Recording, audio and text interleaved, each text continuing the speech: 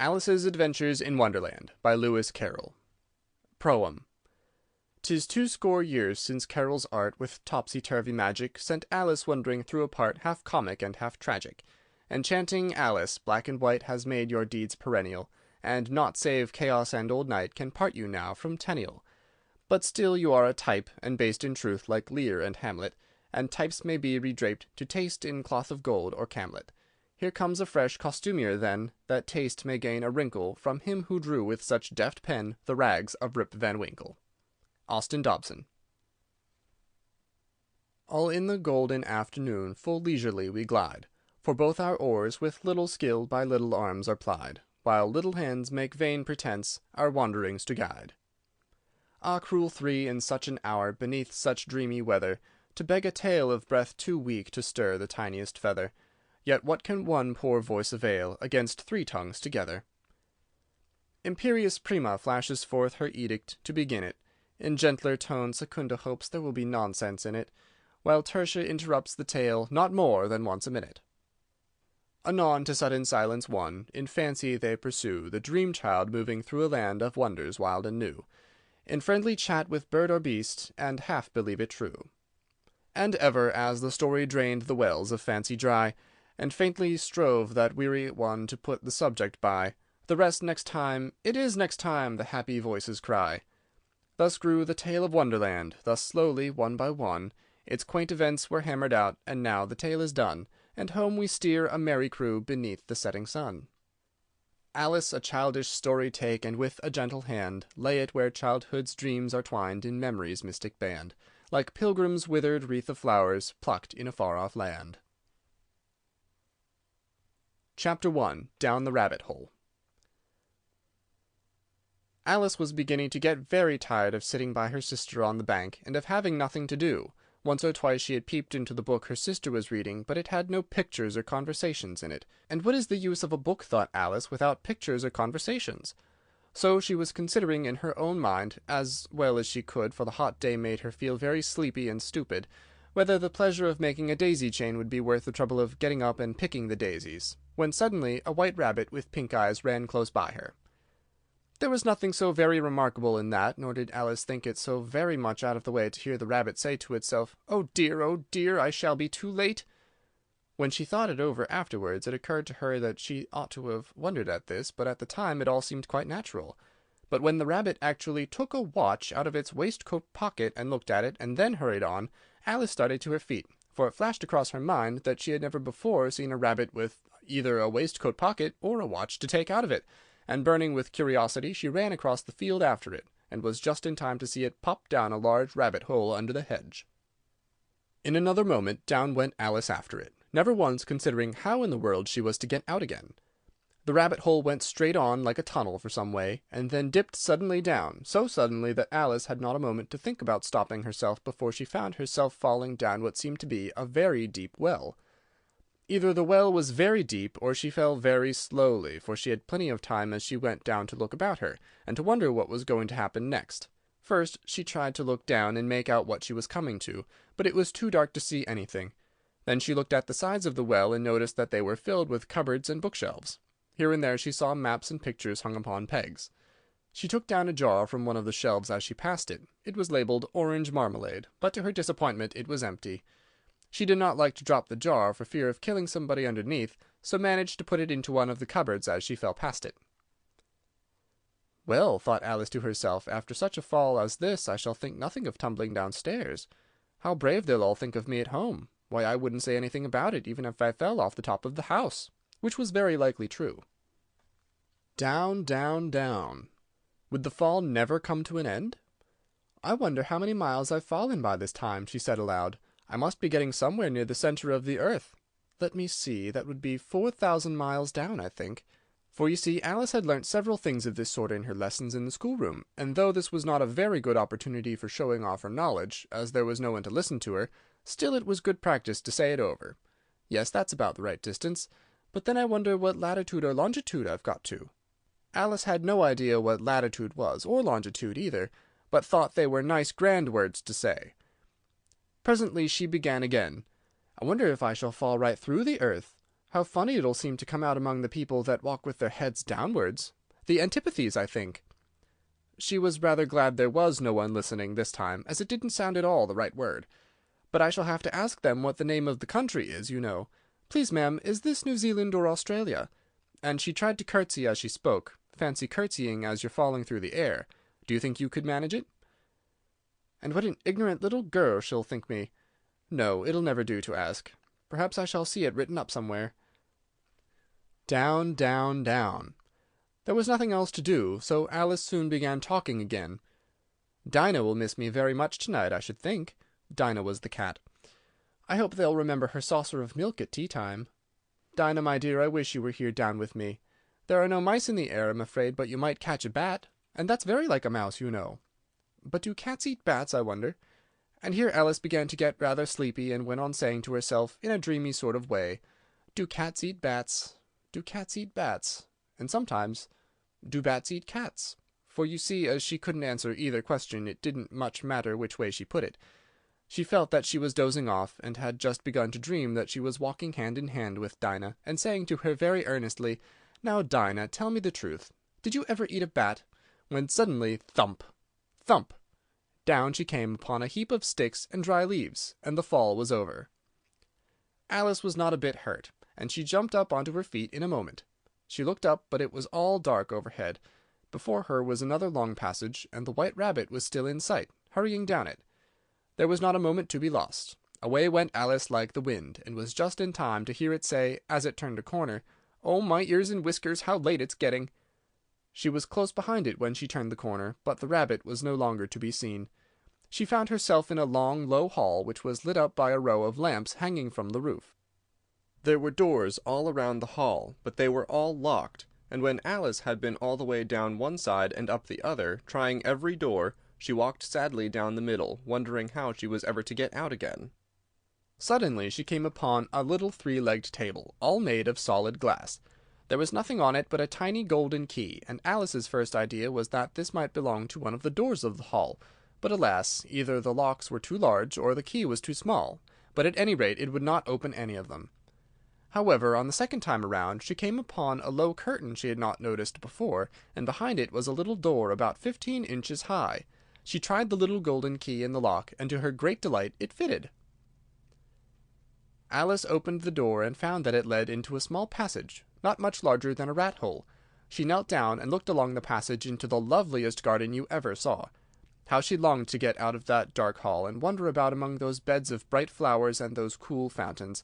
But she could not even get her head through the doorway. "Molly, even if my head would go through," thought poor Alice, "it would be of very little use without my shoulders. Oh, how I wish I could shut up like a telescope! I think I could, if I only knew how to begin." For you see, so many out-of-the-way things had happened lately that Alice had begun to think that very few things indeed were really impossible. There seemed to be no use in waiting by the little door, so she went back to the table, half hoping she might find another key on it, or at any rate a book of rules for shutting people up like telescopes. This time she found a little bottle on it, which certainly was not here before, said Alice, and tied round the neck of the bottle was a paper label with the words "Drink me" beautifully printed on it in large letters. It was all very well to say "Drink me," but the wise little Alice was not going to do that in a hurry. "No, I'll look first," she said, "and see whether it's marked poison or not," for she had read several nice little stories about children who had got burnt and eaten up by wild beasts and other unpleasant things, all because they would not remember the simple rules their friends had taught them, such as that a red-hot poker will burn you if you hold it too long, and that if you cut your finger very deeply with a knife it usually bleeds. And she had never forgotten that if you drink much from a bottle marked poison, it is almost certain to disagree with you sooner or later. However, this bottle was not marked poison, so Alice ventured to taste it, and finding it very nice, it had in fact a sort of mixed flavour of cherry tart, custard, pineapple, roast turkey, coffee, and hot buttered toast, she very soon finished it off. "What a curious feeling," said Alice. "I must be shutting up like a telescope." And so it was indeed. She was now only 10 inches high, and her face brightened up at the thought that she was now the right size for going through that little door into that lovely garden. First, however, she waited for a few minutes to see if she was going to shrink any further. She felt a little nervous about this. "For it might end, you know," said Alice to herself, "in my going out altogether like a candle." I wonder what I should be like then." And she tried to fancy what the flame of a candle looks like after the candle is blown out, for she could not remember ever having seen such a thing. After a while, finding that nothing more happened, she decided on going into the garden at once. But alas for poor Alice! When she got to the door she found she had forgotten the little golden key, and when she went back to the table for it, she found she could not possibly reach it. She could see it quite plainly through the glass, and she tried her best to climb up one of the legs of the table, but it was too slippery, and when she had tired herself out with trying, the poor little thing sat down and cried. "Come, there's no use in crying like that," said Alice to herself rather sharply. "I advise you to leave off this minute." She generally gave herself very good advice, though she very seldom followed it, and sometimes she scolded herself so severely as to bring tears into her eyes, and once she remembered trying to box her own ears for having cheated herself in a game of croquet she was playing against herself, for this curious child was very fond of pretending to be two people. "But it's no use now," thought poor Alice, "to pretend to be two people. Why, there's hardly enough of me left to make one respectable person." Soon her eye fell on a little glass box that was lying under the table.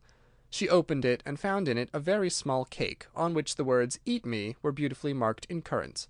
"Well, I'll eat it," said Alice, "and if it makes me grow larger I can reach the key, and if it makes me grow smaller I can creep under the door, so either way I'll get into the garden, and I don't care which happens."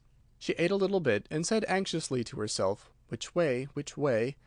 holding her hand on the top of her head to feel which way it was growing, and she was quite surprised to find that she remained the same size. To be sure, this is what generally happens when one eats cake, but Alice had got so much into the way of expecting nothing but out-of-the-way things to happen, that it seemed quite dull and stupid for life to go on in the common way. So she set to work, and very soon finished off the cake. End of Chapter 1. The Pool of Tears. "Curious, sir, and curious, sir," cried Alice. She was so much surprised that for a moment she quite forgot how to speak good English.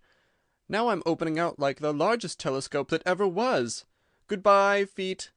For when she looked down at her feet they seemed to be almost out of sight. They were getting so far off. "Oh, my poor little feet! I wonder who will put on your shoes and stockings for you now, dears? I'm sure I shan't be able. I shall be a great deal too far off to trouble myself about you. You must manage the best way you can. But I must be kind to them," thought Alice, "or perhaps they won't walk the way I want to go. Let me see. I'll give them a new pair of boots every Christmas." And she went on planning to herself how she would manage it. "They must go by the carrier," she thought, "and how funny it'll seem sending presents to one's own feet, and how odd the directions will look. Alice's right foot, Esquire, hearthrug, near the fender, with Alice's love." Oh dear, what nonsense I'm talking! Just then her head struck against the roof of the hall. In fact, she was now rather more than 9 feet high, and she at once took up the little golden key and hurried off to the garden door. Poor Alice! It was as much as she could do, lying down on one side, to look through into the garden with one eye, but to get through was more hopeless than ever, and she sat down and began to cry again. "You ought to be ashamed of yourself," said Alice. "A great girl like you," she might as well say this, "to go on crying in this way. Stop this moment, I tell you." But she went on all the same, shedding gallons of tears, until there was a large pool all round her, about 4 inches deep, and reaching half down the hall.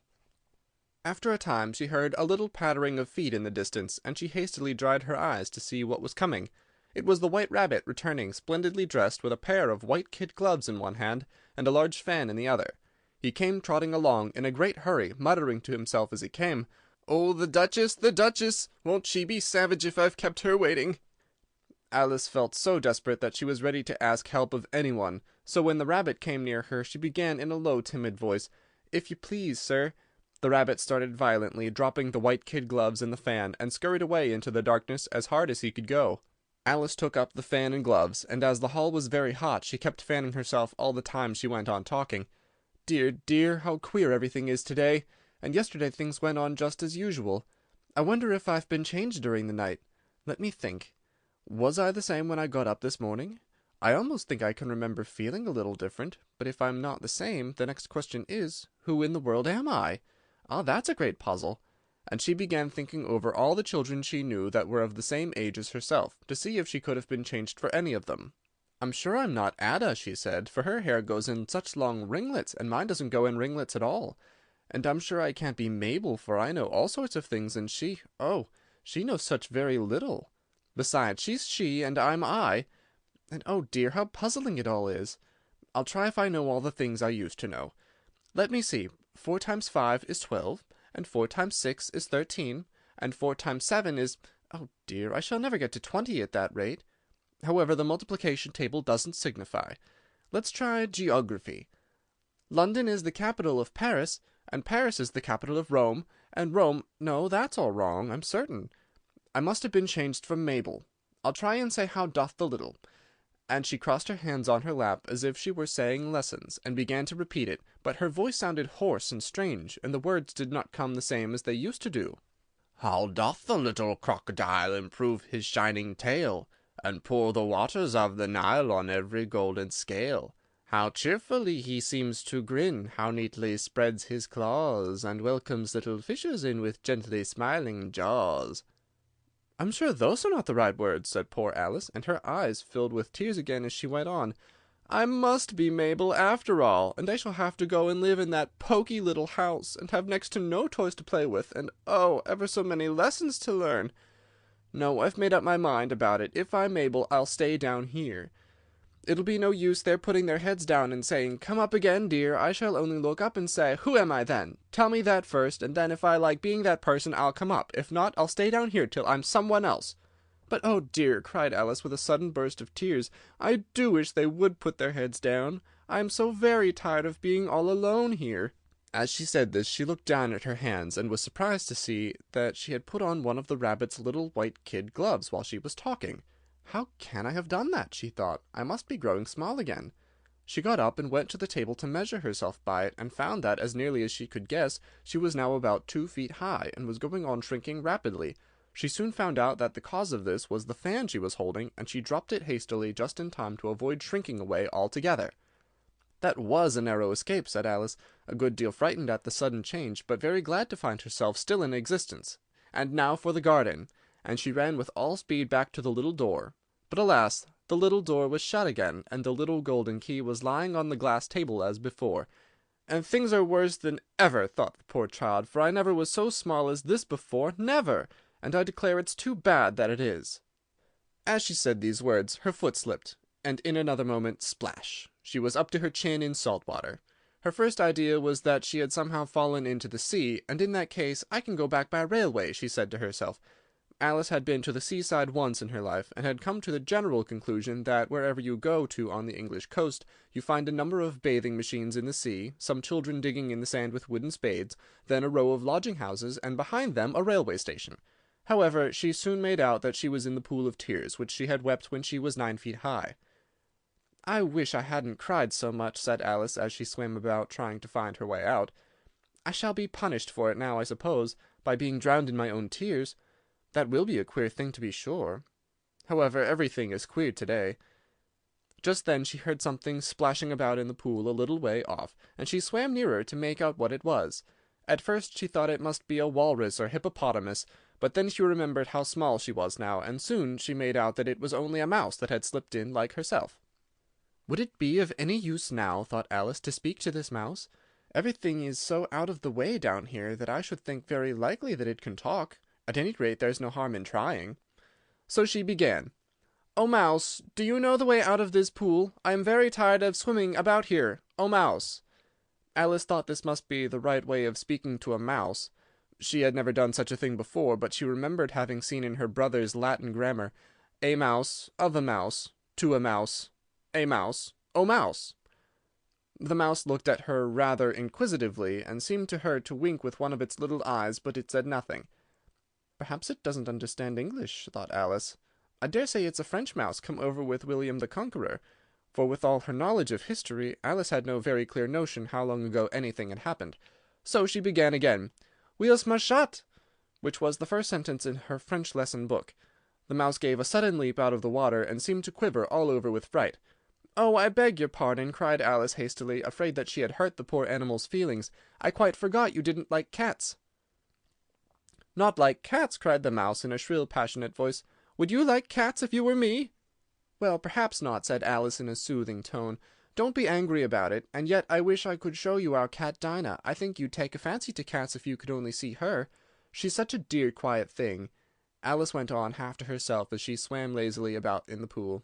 and she sits purring so nicely by the fire, licking her paws and washing her face, and she's such a nice soft thing to nurse, and she's such a capital one for catching mice. Oh, I beg your pardon," cried Alice again, for this time the mouse was bristling all over, and she felt certain it must be really offended.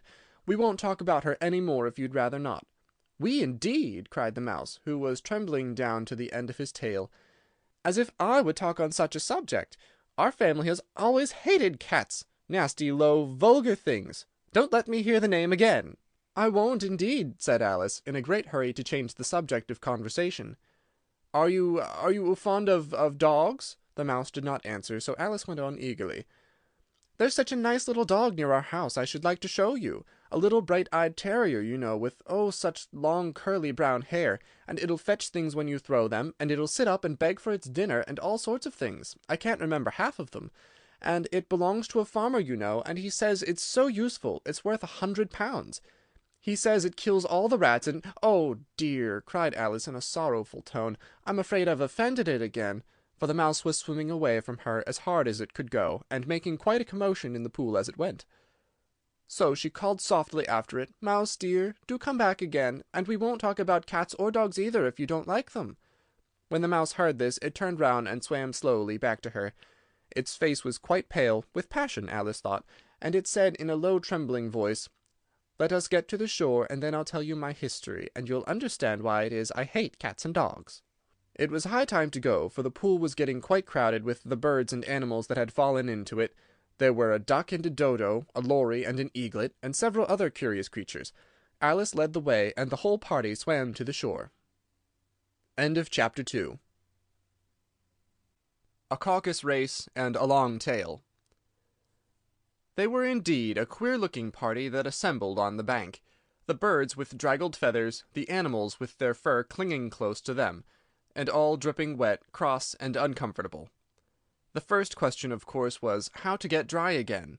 They had a consultation about this, and after a few minutes it seemed quite natural to Alice to find herself talking familiarly with them, as if she had known them all her life.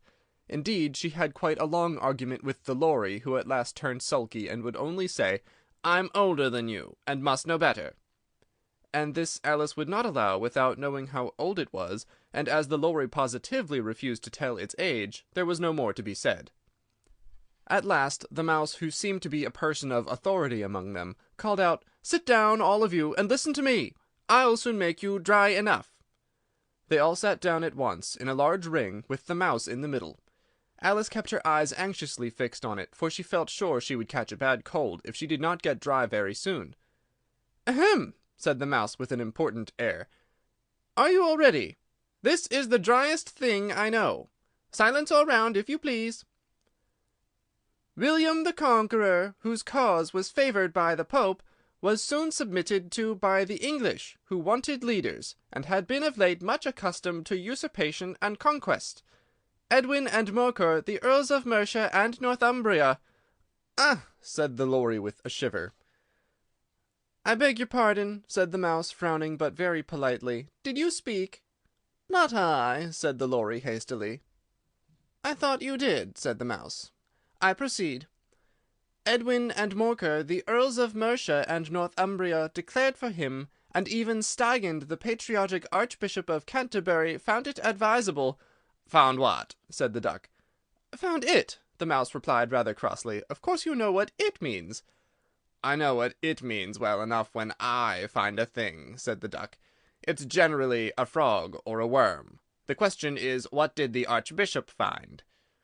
The mouse did not notice this question, but hurriedly went on. "Found it advisable to go with Edgar Atheling to meet William and offer him the crown. William's conduct at first was moderate, but the insolence of his Normans— How are you getting on now, my dear?" it continued, turning to Alice as it spoke. "As wet as ever," said Alice in a melancholy tone.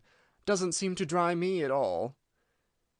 "In that case," said the dodo solemnly, rising to its feet, "I move that the meeting adjourn for the immediate adoption of more energetic remedies." "Speak English," said the eaglet. "I don't know the meaning of half those long words, and what's more, I don't believe you do either." And the eaglet bent down its head to hide a smile. Some of the other birds tittered audibly. "What I was going to say," said the Dodo in an offended tone, "was that the best thing to get us dry would be a caucus race." "What is a caucus race?" said Alice, not that she much wanted to know, but the Dodo had paused as if it thought that somebody ought to speak, and no one else seemed inclined to say anything. "Why," said the Dodo, "the best way to explain it is to do it. And as you might like to try the thing yourself some winter day, I will tell you how the Dodo managed it. First, it marked out a race course in a sort of circle. The exact shape doesn't matter, it said. And then all the party were placed along the course here and there. There was no 1, 2, 3, and away, but they began running when they liked, and left off when they liked, so that it was not easy to know when the race was over. However, when they had been running half an hour or so, and were quite dry again, the Dodo suddenly called, "The race is over!" and they all crowded round it, panting and asking, "But who has won?" This question the Dodo could not answer without a great deal of thought, and it stood for a long time with one finger pressed upon its forehead, the position in which you usually see Shakespeare in the pictures of him, while the rest waited in silence. At last the Dodo said, "Everybody has won, and all must have prizes." "But who is to give the prizes?" quite a chorus of voices asked. "Why, she, of course," said the Dodo, pointing to Alice with one finger, and the whole party at once crowded round her, calling out in a confused way, "Prizes! Prizes!" Alice had no idea what to do, and in despair she put her hand in her pocket and pulled out a box of comfits. Luckily the salt water had not got into it, and handed them round as prizes. There was exactly one piece all round. "But she must have a prize herself, you know," said the Mouse. "Of course," the Dodo replied very gravely. "What else have you got in your pocket?" it went on, turning to Alice. "Only a thimble," said Alice sadly. "Hand it over here," said the Dodo. Then they all crowded round her once more, while the Dodo solemnly presented the thimble, saying, "We beg your acceptance of this elegant thimble," and when it had finished this short speech they all cheered. Alice thought the whole thing very absurd, but they all looked so grave that she did not dare to laugh, and as she could not think of anything to say, she simply bowed and took the thimble, looking as solemn as she could. The next thing was to eat the comfit. This caused some noise and confusion, as the large birds complained that they could not taste theirs, and the small ones choked and had to be patted on the back. However, it was over at last, and they sat down again in a ring, and begged the Mouse to tell them something more. "You promised to tell me your history, you know," said Alice, "and why it is you hate C and D," she added in a whisper, half afraid that it would be offended again. "Mine is a long and sad tale," said the Mouse, turning to Alice and sighing. "It is a long tale, certainly," said Alice, looking down with wonder at the Mouse's tail. "But why do you call it sad?" And she kept on puzzling about it while the Mouse was speaking, so that her idea of the tale was something like this. Fury said to a mouse that he met in the house, "Let us both go to law. I will prosecute you. Come, I'll take no denial, we must have the trial, for really this morning I've nothing to do." Said the Mouse to the Cur, "Such a trial, dear sir, with no jury or judge, would be wasting our breath." "I'll be judge, I'll be jury," said cunning old Fury. "I'll try the whole cause, and condemn you to death." "You're not attending," said the Mouse to Alice severely. "What are you thinking of?" "I beg your pardon," said Alice very humbly. "You had got to the fifth bend, I think." "I had not!" cried the Mouse angrily. "A knot?" said Alice, always ready to make herself useful, and looking anxiously about her. "Oh, do let me help to undo it." "I shall do nothing of the sort," said the Mouse, getting up and walking away. "You insult me by talking such nonsense." "I didn't mean it," pleaded poor Alice, "but you're so easily offended, you know." The Mouse only growled in reply. "Please come back and finish your story," Alice called after it, and the others all joined in chorus, "Yes, please do!" But the Mouse only shook its head impatiently and walked a little quicker. "What a pity it wouldn't stay," sighed the Lory, as soon as it was quite out of sight, and an old crab took the opportunity of saying to her daughter, Ah, my dear, let this be a lesson to you never to lose your temper. Hold your tongue, Ma, said the young crab a little snappishly. You're enough to try the patience of an oyster. I wish I had our Dinah here, I know I do, said Alice aloud, addressing nobody in particular. She'd soon fetch it back. And who is Dinah, if I might venture to ask the question? Said the Lory. Alice replied eagerly, for she was always ready to talk about her pet. Dinah's our cat, and she's such a capital one for catching mice, you can't think. And oh, I wish you could see her after the birds. Why, she'll eat a little bird as soon as look at it. This speech caused a remarkable sensation among the party. Some of the birds hurried off at once. One old magpie began wrapping itself up very carefully, remarking, I really must be getting home. The night air doesn't suit my throat. And a canary called out in a trembling voice to its children, Come away, my dears. It's a high time you were all in bed. On various pretexts they all moved off, and Alice was soon left alone. I wish I hadn't mentioned Dinah, she said to herself in a melancholy tone. Nobody seems to like her down here, and I'm sure she's the best cat in the world. Oh, my dear Dinah, I wonder if I shall ever see you any more. And here poor Alice began to cry again, for she felt very lonely and low-spirited. In a little while, however, she again heard a little pattering of footsteps in the distance, and she looked up eagerly, half hoping that the mouse had changed his mind, and was coming back to finish his story. End of Chapter 3. The Rabbit Sends in a Little Bill. It was the White Rabbit trotting slowly back again, and looking nervously about as it went, as if it had lost something, and she heard it muttering to itself, the Duchess, oh, my dear paws, oh, my fur and whiskers, she'll get me executed as sure as ferrets are ferrets. Where can I have dropped them, I wonder? Alice guessed in a moment that it was looking for the fan and the pair of white kid gloves, and she very good-naturedly began hunting about for them. But they were nowhere to be seen. Everything seemed to have changed since her swim in the pool, and the great hall, with the glass table and the little door, had vanished completely. Very soon the rabbit noticed Alice, as she went hunting about, and called out to her in an angry tone, "Why, Mary Ann, what are you doing out here? Run home this moment, and fetch me a pair of gloves and a fan. Quick now!"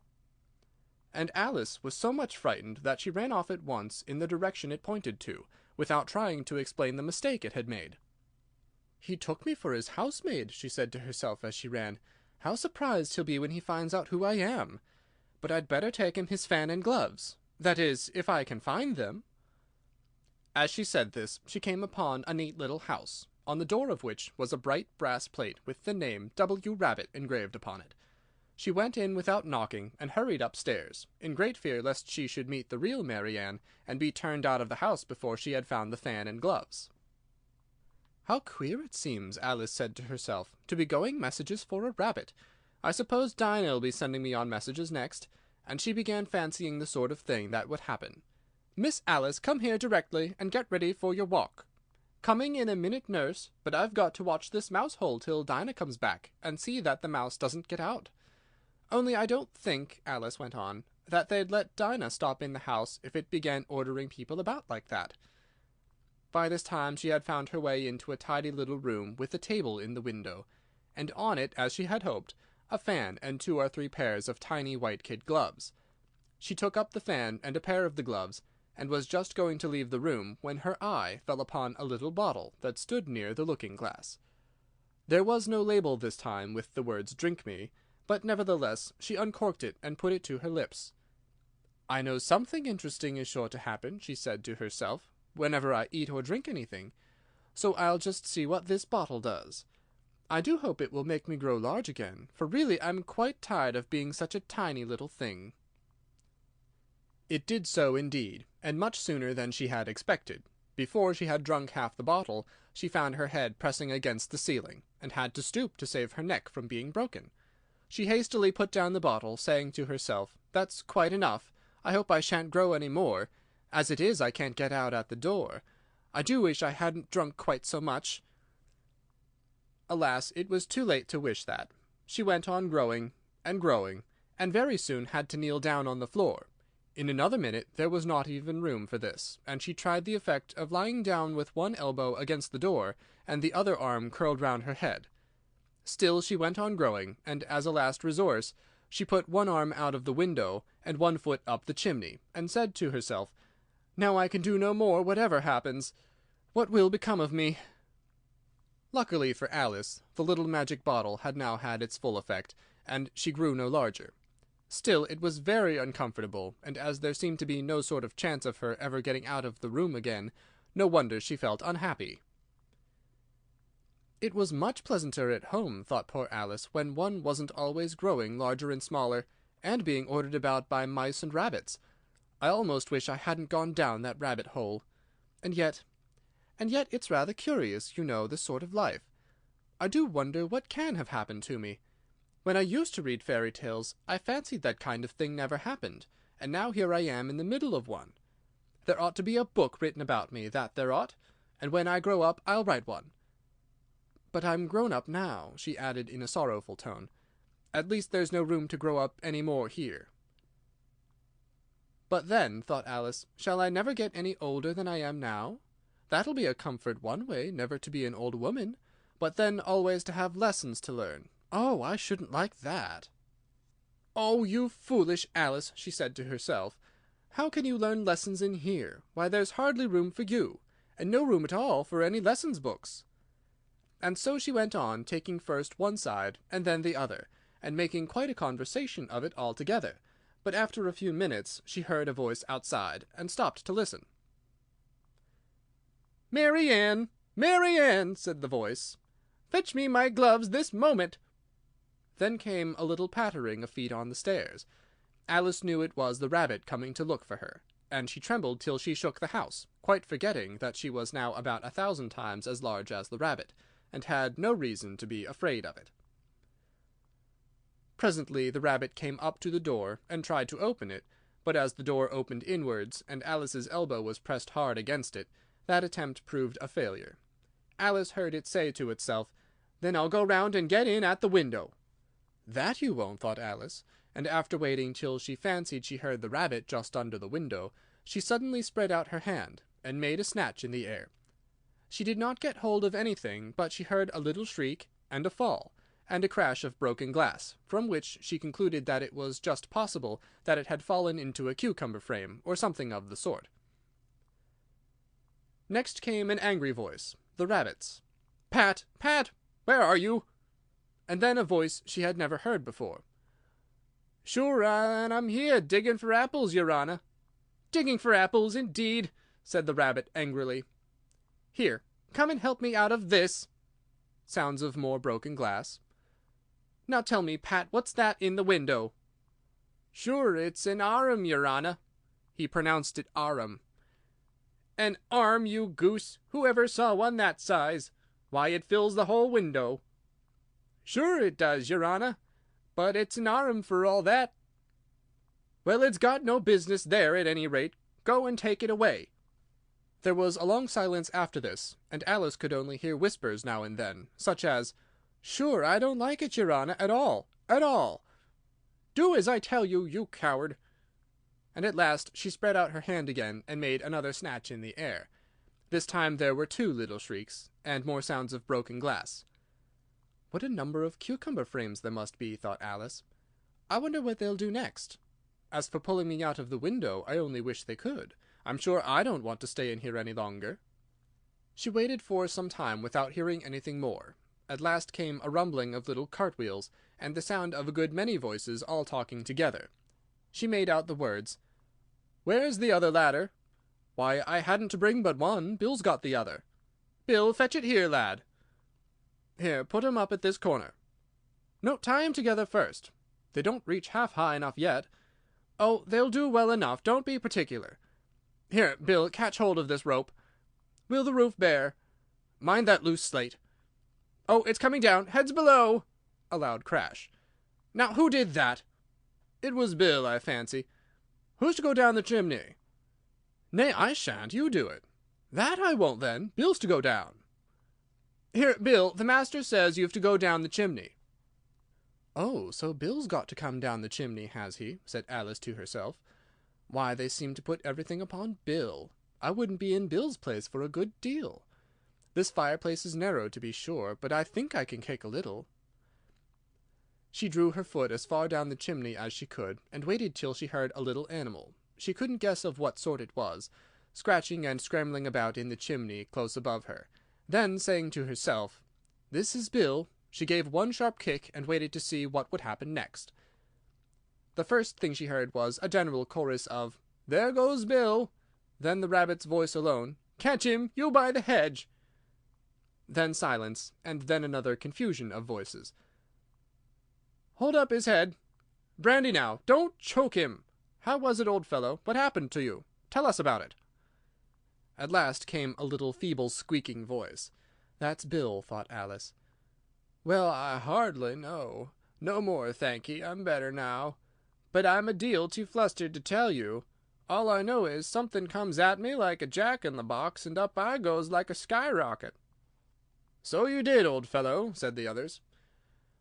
"We must burn the house down," said the rabbit's voice, and Alice called out as loud as she could, "If you do, I'll set Dinah at you."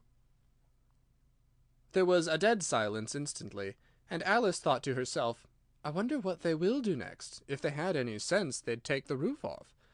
After a minute or two they began moving about again, and Alice heard the rabbit say, "A barrowful will do, to begin with." "A barrowful of what?" thought Alice. But she had not long to doubt, for the next moment a shower of little pebbles came rattling in at the window, and some of them hit her in the face. "I'll put a stop to this," she said to herself, and shouted out, "You'd better not do that again," which produced another dead silence. Alice noticed with some surprise that the pebbles were all turning into little cakes as they lay on the floor, and a bright idea came into her head. "If I eat one of these cakes," she thought, "it's sure to make some change in my size, and as it can't possibly make me larger, it must make me smaller, I suppose." So she swallowed one of the cakes, and was delighted to find that she began shrinking directly. As soon as she was small enough to get through the door, she ran out of the house, and found quite a crowd of little animals and birds waiting outside. The poor little lizard Bill was in the middle, being held up by 2 guinea pigs, who were giving it something out of a bottle. They all made a rush at Alice the moment she appeared, but she ran off as hard as she could, and soon found herself safe in a thick wood. "The first thing I've got to do," said Alice to herself as she wandered about in the wood, "is to grow to my right size again, and the second thing is to find my way into that lovely garden. I think that will be the best plan." It sounded an excellent plan, no doubt, and very neatly and simply arranged. The only difficulty was that she had not the smallest idea how to set about it, and while she was peering about anxiously among the trees, a little sharp bark just over her head made her look up in a great hurry. An enormous puppy was looking down at her with large round eyes, and feebly stretching out one paw, trying to touch her. "Poor little thing!" said Alice in a coaxing tone, and she tried hard to whistle to it, but she was terribly frightened all the time at the thought that it might be hungry, in which case it would be very likely to eat her up in spite of all her coaxing. Hardly knowing what she did, she picked up a little bit of stick and held it out to the puppy, whereupon the puppy jumped into the air off all its feet at once, with a yelp of delight, and rushed at the stick and made believe to worry it. Then Alice dodged behind a great thistle to keep herself from being run over, and the moment she appeared on the other side, the puppy made another rush at the stick, and tumbled head over heels in its hurry to get hold of it. Then Alice, thinking it was very like having a game of play with a cart-horse, and expecting every moment to be trampled under its feet, ran round the thistle again. Then the puppy began a series of short charges at the stick, running a little way forwards each time, and a long way back, and barking hoarsely all the while, till at last it sat down a good way off, panting, with its tongue hanging out of its mouth, and its great eyes half shut. This seemed to Alice a good opportunity for making her escape, so she set off at once, and ran till she was quite tired and out of breath, and till the puppy's bark sounded quite faint in the distance. "And yet what a dear little puppy it was," said Alice, as she leaned against a buttercup to rest herself, and fanned herself with one of the leaves. "I should have liked teaching it tricks very much, if I'd only been the right size to do it. Oh dear, I'd nearly forgotten that I have to grow up again. Let me see, how is it to be managed? I suppose I ought to eat or drink something or other, but the great question is what?" The great question certainly was what. Alice looked all round her at the flowers and the blades of grass, but she could not see anything that looked like the right thing to eat or drink under the circumstances. There was a large mushroom growing near her about the same height as herself, and when she had looked under it, and on both sides of it, and behind it, it occurred to her that she might as well look and see what was on the top of it. She stretched herself up on tiptoe, and peeped over the edge of the mushroom, and her eyes immediately met those of a large blue caterpillar, that was sitting on the top with its arms folded, quietly smoking a long hookah, and taking not the smallest notice of her, or of anything else. End of Chapter 4. Advice from a Caterpillar. The caterpillar and Alice looked at each other for some time in silence. At last the caterpillar took the hookah out of its mouth, and addressed her in a languid, sleepy voice. "Who are you?" said the caterpillar. This was not an encouraging opening for a conversation. Alice replied, rather shyly, "I hardly know, sir, just at present. At least I know who I was when I got up this morning, but I think I must have been changed several times since then." "What do you mean by that?" said the caterpillar sternly. "Explain yourself." "I can't explain myself, I'm afraid, sir," said Alice, "because I'm not myself, you see." "I don't see," said the caterpillar.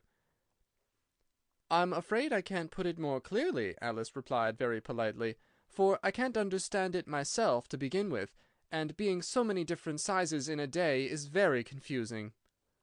"It isn't," said the caterpillar. "Well, perhaps you haven't found it so yet," said Alice, "but when you have to turn into a chrysalis, you will some day, you know, and then after that into a butterfly, I should think you'll feel it a little queer, won't you?" "Not a bit," said the caterpillar. "Well, perhaps your feelings may be different," said Alice. "All I know is, it would feel very queer to me." "You!" said the caterpillar contemptuously. "Who are you?" Which brought them back again to the beginning of the conversation. Alice felt a little irritated at the caterpillar's making such very short remarks, and she drew herself up and said very gravely, "I think you ought to tell me who you are first." "Why?" said the caterpillar. Here was another puzzling question, and as Alice could not think of any good reason, and as the caterpillar seemed to be in a very unpleasant state of mind, she turned away. "Come back," the caterpillar called after her. "I've something important to say." This sounded promising, certainly. Alice turned and came back again. "Keep your temper," said the caterpillar. "Is that all?" said Alice, swallowing down her anger as well as she could. "No," said the caterpillar. Alice thought she might as well wait, as she had nothing else to do, and perhaps, after all, it might tell her something worth hearing.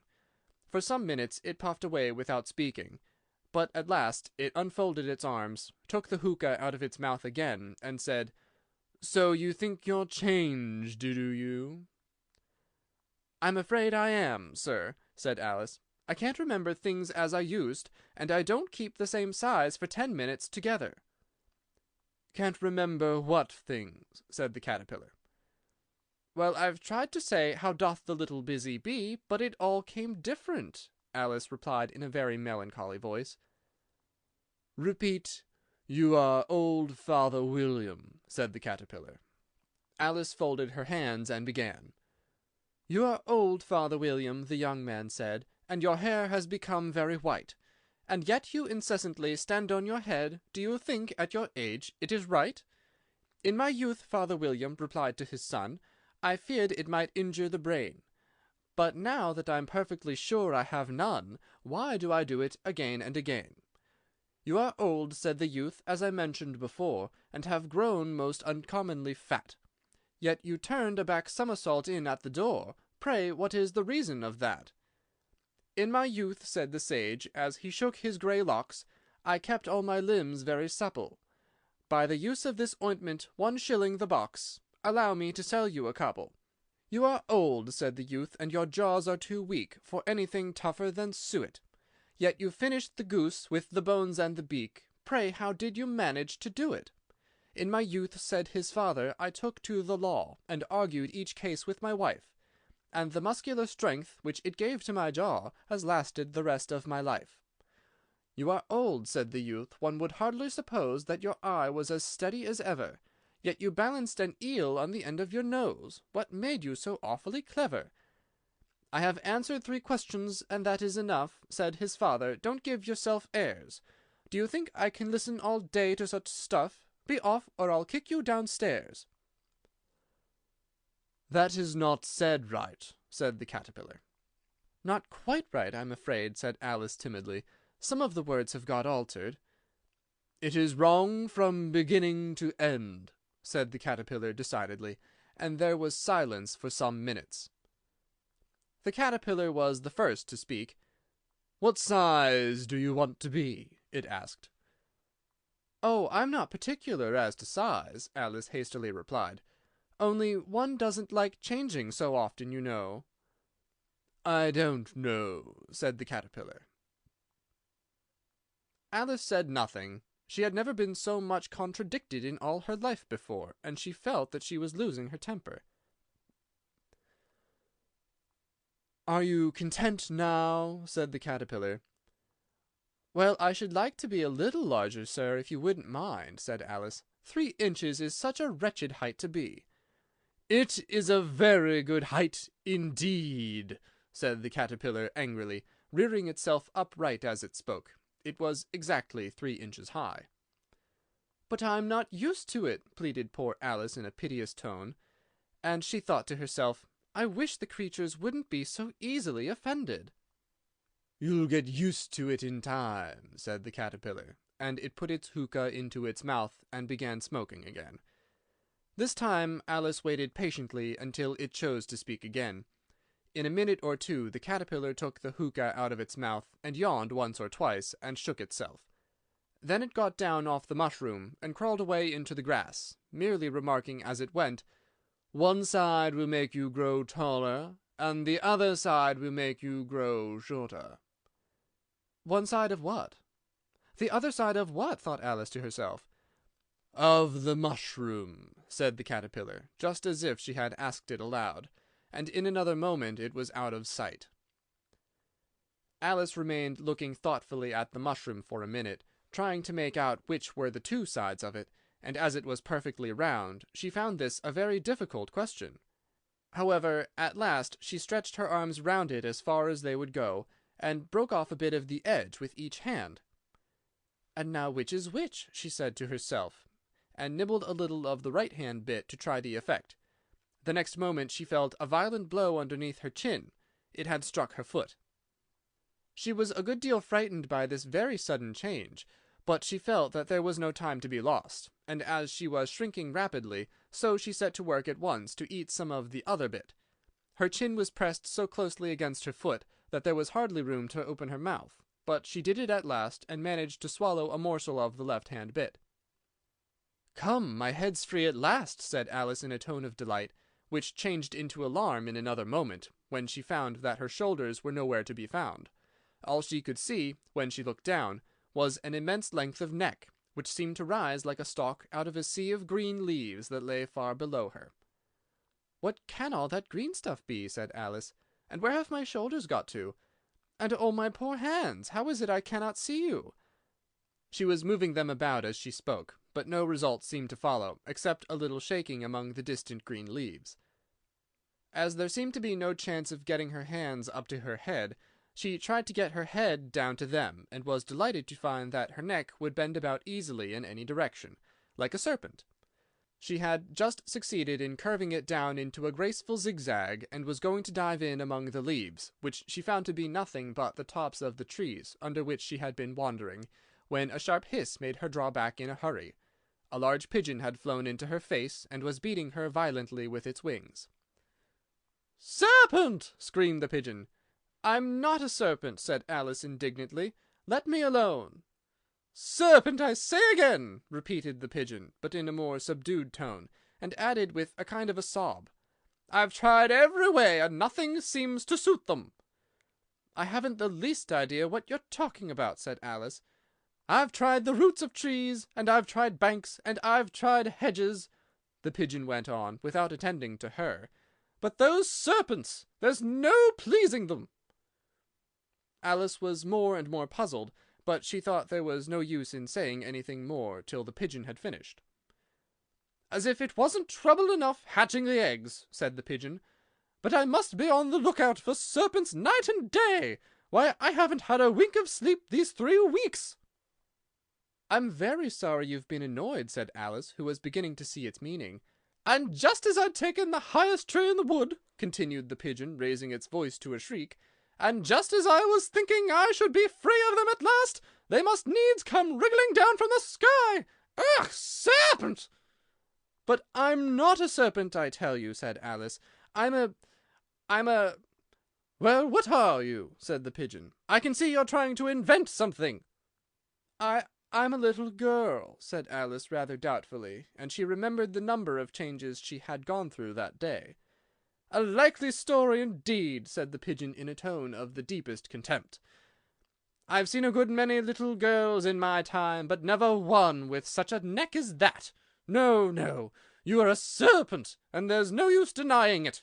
I suppose you'll be telling me next that you never tasted an egg." "I have tasted eggs, certainly," said Alice, who was a very truthful child.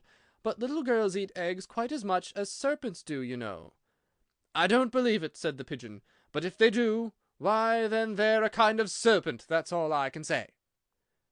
This was such a new idea to Alice that she was quite silent for a minute or two, which gave the pigeon the opportunity of adding, "You're looking for eggs. I know that well enough. And what does it matter to me whether you're a little girl or a serpent?" "It matters a good deal to me," said Alice hastily, "but I'm not looking for eggs as it happens, and if I was, I shouldn't want yours. I don't like them raw." "Well, be off then," said the pigeon in a sulky tone, as it settled down again into its nest. Alice crouched down among the trees as well as she could, for her neck kept getting entangled among the branches, and every now and then she had to stop and untwist it. After a while she remembered that she still held the pieces of mushroom in her hands, and she set to work very carefully, nibbling first at one and then at the other, and growing sometimes taller and sometimes shorter, until she had succeeded in bringing herself down to her usual height. It was so long since she had been anything near the right size, that it felt quite strange at first, but she got used to it in a few minutes, and began talking to herself as usual. "Come, there's half my plan done now. How puzzling all these changes are! I'm never sure what I'm going to be, from one minute to another. However, I've got back to my right size. The next thing is to get into that beautiful garden. How is that to be done, I wonder?" As she said this, she came suddenly upon an open place, with a little house in it about 4 feet high. "Whoever lives there?" thought Alice. "It'll never do to come upon them this size. Why, I should frighten them out of their wits." So she began nibbling at the right-hand bit again, and did not venture to go near the house till she had brought herself down to 9 inches high. End of chapter 5. Pig and Pepper. For a minute or two she stood looking at the house, and wondering what to do next, when suddenly a footman in livery came running out of the wood. She considered him to be a footman because he was in livery, otherwise, judging by his face only, she would have called him a fish, and rapped loudly at the door with his knuckles. It was opened by another footman in livery, with a round face and large eyes like a frog, and both footmen, Alice noticed, had powdered hair that curled all over their heads. She felt very curious to know what it was all about, and crept a little way out of the wood to listen. The fish footman began by producing from under his arm a great letter, nearly as large as himself, and this he handed over to the other, saying in a solemn tone, "For the Duchess, an invitation from the Queen to play croquet." The frog footman repeated in the same solemn tone, only changing the order of the words a little, "From the Queen, an invitation for the Duchess to play croquet." Then they both bowed low, and their curls got entangled together. Alice laughed so much at this that she had to run back into the wood, for fear of their hearing her, and when she next peeped out, the fish footman was gone, and the other was sitting on the ground near the door, staring stupidly up into the sky. Alice went timidly up to the door and knocked. "There's no use in knocking," said the footman, "and that for 2 reasons. First, because I'm on the same side of the door as you are. Secondly, because they're making such a noise inside, no one could possibly hear you." And certainly there was a most extraordinary noise going on within, a constant howling and sneezing, and every now and then a great crash, as if a dish or kettle had been broken to pieces. "Please, then," said Alice, "how am I to get in?" "There might be some sense in your knocking," the footman went on without attending to her, "if we had the door between us. For instance, if you were inside, you might knock, and I could let you out, you know." He was looking up into the sky all the time he was speaking, and this Alice thought decidedly uncivil. "But perhaps he can't help it," she said to herself. "His eyes are so very nearly at the top of his head. But at any rate he might answer questions. How am I to get in?" she repeated aloud. "I shall sit here," the footman remarked, "till tomorrow." At this moment the door of the house opened, and a large plate came skimming out, straight at the footman's head. It just grazed his nose, and broke to pieces against one of the trees behind him. "Or next day, maybe," the footman continued in the same tone, exactly as if nothing had happened. "How am I to get in?" asked Alice again in a louder tone. "Are you to get in at all?" said the footman. "That's the first question, you know." It was, no doubt, only Alice did not like to be told so. "It's really dreadful," she muttered to herself, "the way all the creatures argue. It's enough to drive one crazy." The footman seemed to consider this a good opportunity for repeating his remark, with variations. "I shall sit here," he said, "on and off, for days and days." "But what am I to do?" said Alice. "Anything you like," said the footman, and began whistling. "Oh, there's no use in talking to him," said Alice desperately. "He's perfectly idiotic." And she opened the door and went in. The door led right into a large kitchen, which was full of smoke from one end to the other. The Duchess was sitting on a three-legged stool in the middle, nursing a baby. The cook was leaning over the fire, stirring a large cauldron which seemed to be full of soup. "There's certainly too much pepper in that soup," Alice said to herself, as well as she could for sneezing. There was certainly too much of it in the air. Even the Duchess sneezed occasionally, and the baby was sneezing and howling alternately, without a moment's pause. The only things in the kitchen that did not sneeze were the cook and a large cat which was sitting on the hearth and grinning from ear to ear. "Please, would you tell me," said Alice a little timidly, for she was not quite sure whether it was good manners for her to speak first, "why your cat grins like that?" "It's a Cheshire cat," said the Duchess, "and that's why. Pig!" She said the last word with such sudden violence that Alice quite jumped, but she saw in another moment that it was addressed to the baby and not to her, so she took courage and went on again. "I didn't know that Cheshire cats always grinned. In fact, I didn't know that cats could grin." "They all can, and most of 'em do." "I don't know of any that do," Alice said very politely, feeling quite pleased to have got into a conversation. "You don't know much," said the Duchess, "and that's a fact." Alice did not at all like the tone of this remark, and thought it would be as well to introduce some other subject of conversation. While she was trying to fix on one, the cook took the cauldron of soup off the fire, and at once set to work throwing everything within her reach at the Duchess and the baby. The fire irons came first, then followed a shower of saucepans, plates, and dishes. The Duchess took no notice of them even when they hit her, and the baby was howling so much already that it was quite impossible to say whether the blows hurt it or not. "Oh, please, mind what you're doing!" cried Alice, jumping up and down in an agony of terror. "Oh, there goes his precious nose!" as an unusually large saucepan flew close by it, and very nearly carried it off. "If everybody minded their own business," the Duchess said in a hoarse growl, "the world would go round a deal faster than it does." "Which would not be an advantage," said Alice, who felt very glad to get an opportunity of showing off a little of her knowledge. "Just think what work it would make with the day and the night. You see, the earth takes 24 hours to turn round on its axis." "Talking of axes," said the Duchess, "chop off her head." Alice glanced rather anxiously at the cook to see if she meant to take the hint, but the cook was busily engaged in stirring the soup, and did not seem to be listening, so she ventured to go on again. 24 hours, I think, or is it 12?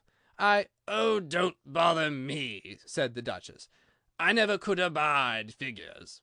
And with that she began nursing her child again, singing a sort of lullaby to it as she did so, and giving it a violent shake at the end of every line. "Speak roughly to your little boy, and beat him when he sneezes. He only does it to annoy, because he knows it teases." Chorus, in which the cook and the baby joined, "Wow, wow, wow." While the Duchess sang the second verse of the song, she kept tossing the baby violently up and down, and the poor little thing howled so that Alice could hardly hear the words. "I speak severely to my boy, I beat him when he sneezes, for he can thoroughly enjoy the pepper when he pleases." Wow, wow, wow. "Here, you may nurse it a bit if you like," the Duchess said to Alice, flinging the baby at her as she spoke. "I must go and get ready to play croquet with the Queen." And she hurried out of the room. The cook threw a frying-pan after her as she went out, but it just missed her. Alice caught the baby with some difficulty, as it was a queer-shaped little creature, and held out its arms and legs in all directions. Just like a starfish, thought Alice. The poor little thing was snorting like a steam-engine when she caught it, and kept doubling itself up and straightening itself out again, so that altogether, for the first minute or two, it was as much as she could do to hold it. As soon as she had made out the proper way of nursing it, which was to twist it up into a knot, and then keep tight hold of its right ear and left foot, so as to prevent its undoing itself, she carried it out into the open air. "If I don't take this child away with me," thought Alice, "they're sure to kill it in a day or two. Wouldn't it be murder to leave it behind?" She said the last words out loud, and the little thing grunted in reply. It had left off sneezing by this time. "Don't grunt," said Alice. "That's not at all a proper way of expressing yourself." The baby grunted again, and Alice looked very anxiously into its face to see what was the matter with it. There could be no doubt that it had a very turn-up nose, much more like a snout than a real nose. Also, its eyes were getting extremely small for a baby. Altogether, Alice did not like the look of the thing at all. But perhaps it was only sobbing, she thought, and looked into its eyes again to see if there were any tears. No, there were no tears. "If you're going to turn into a pig, my dear," said Alice seriously, "I'll have nothing more to do with you, mind now." The poor little thing sobbed again, or grunted, it was impossible to say which, and they went on for some while in silence. Alice was just beginning to think to herself, "Now what am I to do with this creature when I get it home?" when it grunted again so violently that she looked down into its face in some alarm. This time there could be no mistake about it. It was neither more nor less than a pig, and she felt that it would be quite absurd for her to carry it any further. So she set the little creature down, and felt quite relieved to see it trot quietly away into the wood. If it had grown up, she said to herself, it would have made a dreadfully ugly child, but it makes rather a handsome pig, I think. And she began thinking over other children she knew, who might do very well as pigs, and was just saying to herself, "If only I knew the right way to change them," when she was a little startled by seeing the Cheshire Cat sitting on a bough of a tree a few yards off. The cat only grinned when it saw Alice. It looked good-natured, she thought, still it had very long claws and a great many teeth, so she felt that it ought to be treated with respect. "Cheshire Puss," she began rather timidly, as she did not at all know whether it would like the name. However, it only grinned a little wider. "Come, it's pleased so far," thought Alice, and she went on. "Would you tell me, please, which way I ought to go from here?" "That depends a good deal on where you want to go," said the cat. "I don't much care where," said Alice. "Then it doesn't matter which way you go," said the cat. "So long as I get somewhere," Alice added as an explanation. "Oh, you're sure to do that," said the cat, "if only you walk long enough." Alice felt that this could not be denied, so she tried another question. "What sort of people live about here?" "In that direction," the cat said, waving its right paw round, "lives a hatter, and in that direction," waving the other paw, "lives a March hare. Visit either you like, they're both mad." "But I don't want to go among mad people," Alice remarked. "Oh, you can't help that," said the cat. "We're all mad here. I'm mad. You're mad." "How do you know I'm mad?" said Alice. "You must be," said the cat, "or you wouldn't have come here." Alice didn't think that proved it at all. However, she went on. And how do you know that you're mad?" "To begin with," said the cat, "a dog's not mad. You grant that?" "I suppose so," said Alice. "Well, then," the cat went on, "you see, a dog growls when it's angry, and wags its tail when it's pleased. Now I growl when I'm pleased, and wag my tail when I'm angry. Therefore I'm mad." "I call it purring, not growling," said Alice. "Call it what you like," said the cat. "Do you play croquet with the Queen today?" "I should like it very much," said Alice, "but I haven't been invited yet." "You'll see me there," said the cat, and vanished. Alice was not much surprised at this. She was getting so used to queer things happening. While she was looking at the place where it had been, it suddenly appeared again. "By the by, what became of the baby?" said the cat. "I'd nearly forgotten to ask." "It turned into a pig," Alice quietly said, just as if it had come back in a natural way. "I thought it would," said the cat, and vanished again. Alice waited a little, half expecting to see it again, but it did not appear, and after a minute or two she walked on in the direction in which the March Hare was said to live. "I've seen hatters before," she said to herself. "The March Hare will be much the most interesting, and perhaps as this is May, it won't be raving mad. At least, not so mad as it was in March." As she said this, she looked up, and there was the cat again, sitting on the branch of a tree. "Did you say pig or fig?" said the cat. "I said pig," replied Alice, "and I wish you wouldn't keep appearing and vanishing so suddenly. You make one quite giddy." "All right," said the cat, and this time it vanished quite slowly, beginning with the end of the tail, and ending with the grin, which remained some time after the rest of it had gone. "Well, I've often seen a cat without a grin," thought Alice, "but a grin without a cat, it's the most curious thing I ever saw in all my life." She had not gone much farther before she came in sight of the house of the March Hare. She thought it must be the right house, because the chimneys were shaped like ears, and the roof was thatched with fur. It was so large a house that she did not like to go nearer till she had nibbled some more of the left-hand bit of mushroom, and raised herself to about 2 feet high. Even then she walked up towards it rather timidly, saying to herself, "Suppose it should be raving mad after all. I almost wish I'd gone to see the Hatter instead." End of chapter 6. A Mad Tea Party. There was a table set out under a tree in front of the house, and the March Hare and the Hatter were having tea at it. A dormouse was sitting between them, fast asleep, and the other two were using it as a cushion, resting their elbows on it, and talking over its head. "Very uncomfortable for the dormouse," thought Alice, "only as it's asleep, suppose it doesn't mind." The table was a large one, but the three were all crowded together at one corner of it. "No room! No room!" they cried out when they saw Alice coming. "There's plenty of room," said Alice indignantly, and she sat down in a large armchair at one end of the table. "Have some wine," the March Hare said in an encouraging tone. Alice looked all round the table, but there was nothing on it but tea. "I don't see any wine," she remarked. "There isn't any," said the March Hare. "Then it wasn't very civil of you to offer it," said Alice angrily. "It wasn't very civil of you to sit down without being invited," said the March Hare. "I didn't know it was your table," said Alice. "It's laid for a great many more than 3." "Your hair wants cutting," said the Hatter. He had been looking at Alice for some time with great curiosity, and this was his first speech. "You should learn not to make personal remarks," Alice said with some severity. "It's very rude." The Hatter opened his eyes very wide on hearing this, but all he said was, "Why is a raven like a writing desk?" "Come, we shall have some fun now," thought Alice. "I'm glad they've begun asking riddles. I believe I can guess that," she added aloud.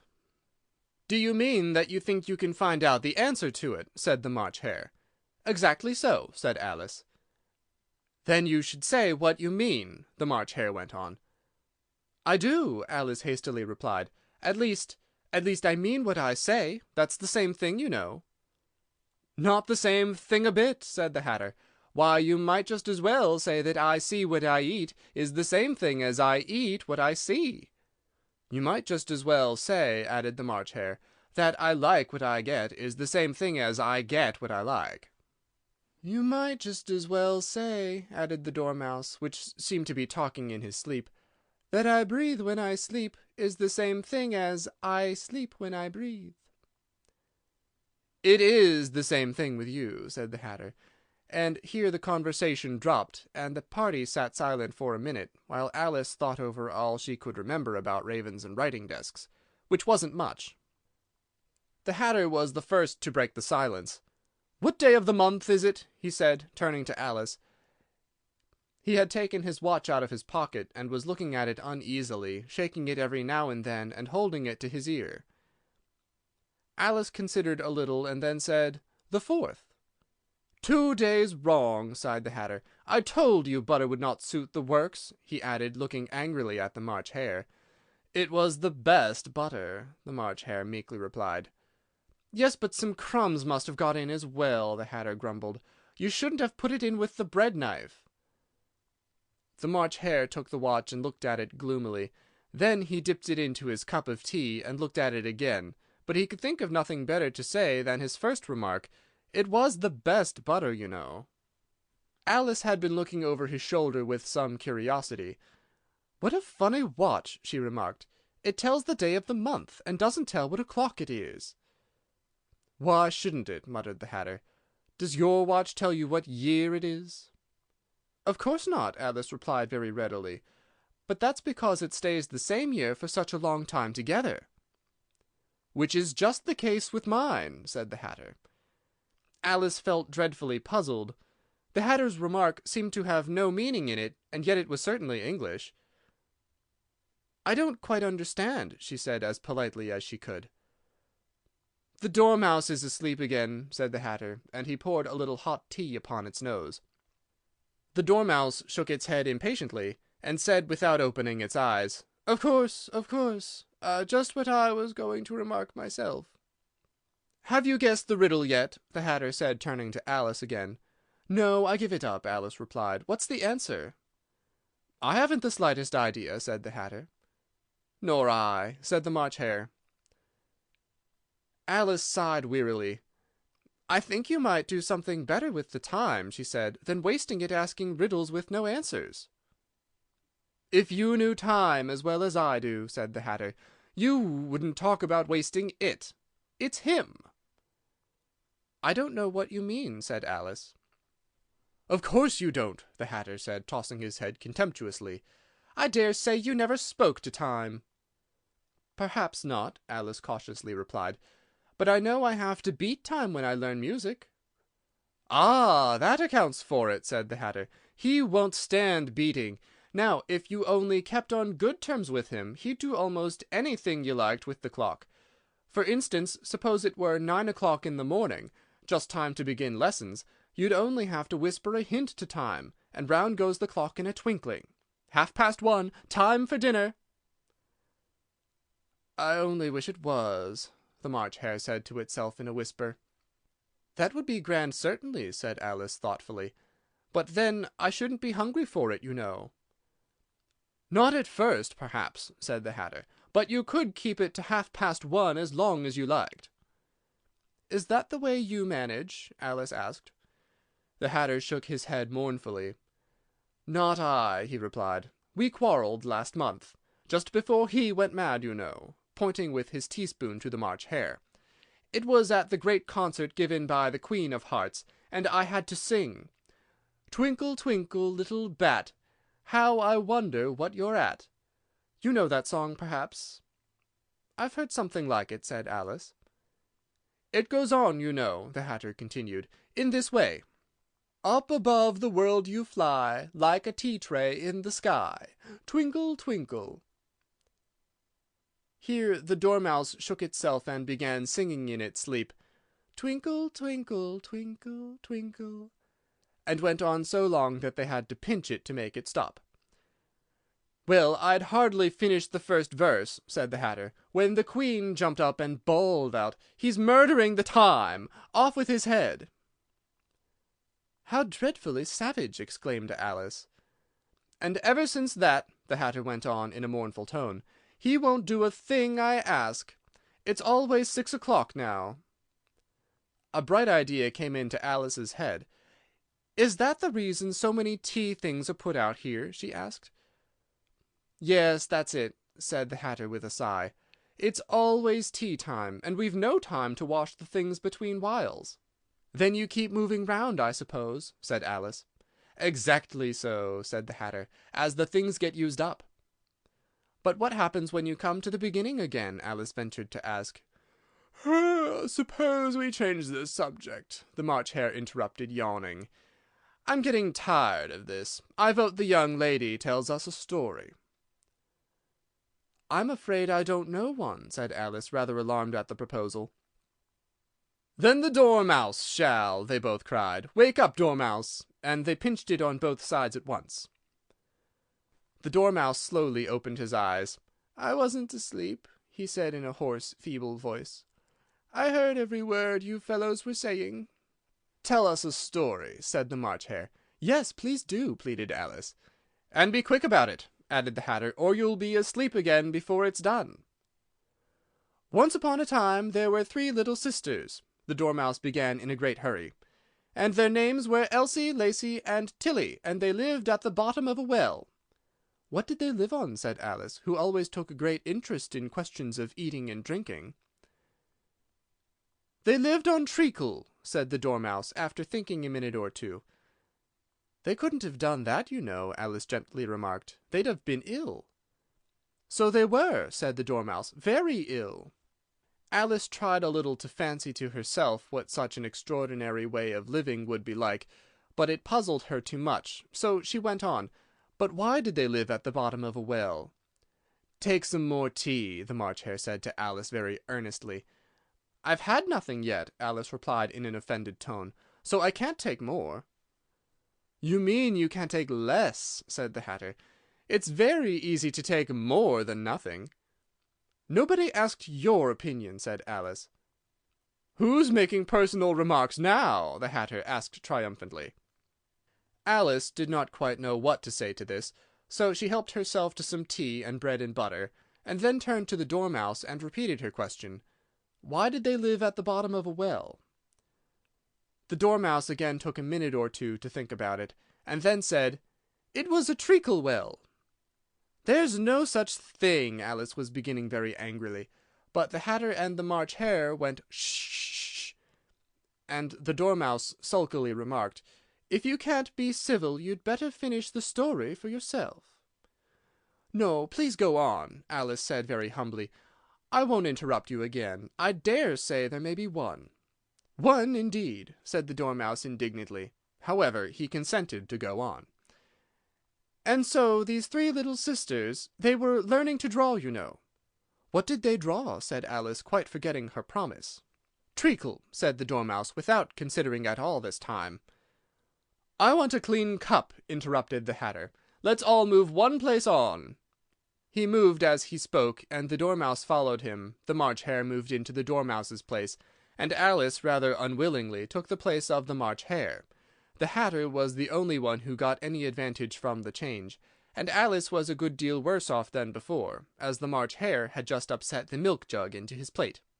Alice did not wish to offend the Dormouse again, so she began very cautiously, "But I don't understand. Where did they draw the treacle from?" "You can draw water out of a water well," said the Hatter, "so I should think you could draw treacle out of a treacle well, eh, stupid?" "But they were in the well," Alice said to the Dormouse, not choosing to notice this last remark. "Of course they were," said the Dormouse, "well in." This answer so confused poor Alice that she let the Dormouse go on for some time without interrupting it. "They were learning to draw," the Dormouse went on, yawning and rubbing its eyes, for it was getting very sleepy, "and they drew all manner of things, everything that begins with an M." "Why with an M?" said Alice. "Why not?" said the March Hare. Alice was silent. The Dormouse had closed its eyes by this time, and was going off into a doze, but on being pinched by the Hatter, it woke up again with a little shriek, and went on. "That begins with an M, such as mousetraps, and the moon, and memory, and muchness. You know you say things are much of a muchness. Did you ever see such a thing as a drawing of a muchness?" "Really, now you ask me," said Alice, very much confused. "I don't think—" "Then you shouldn't talk," said the Hatter. This piece of rudeness was more than Alice could bear. She got up in great disgust, and walked off. The Dormouse fell asleep instantly, and neither of the others took the least notice of her going, though she looked back once or twice, half hoping that they would call after her. The last time she saw them, they were trying to put the Dormouse into the teapot. "At any rate, I'll never go there again," said Alice, as she picked her way through the wood. "It's the stupidest tea-party I ever was at in all my life." Just as she said this, she noticed that one of the trees had a door leading right into it. "That's very curious," she thought, "but everything's curious today. I think I may as well go in at once." And in she went. Once more she found herself in the long hall, and close to the little glass table.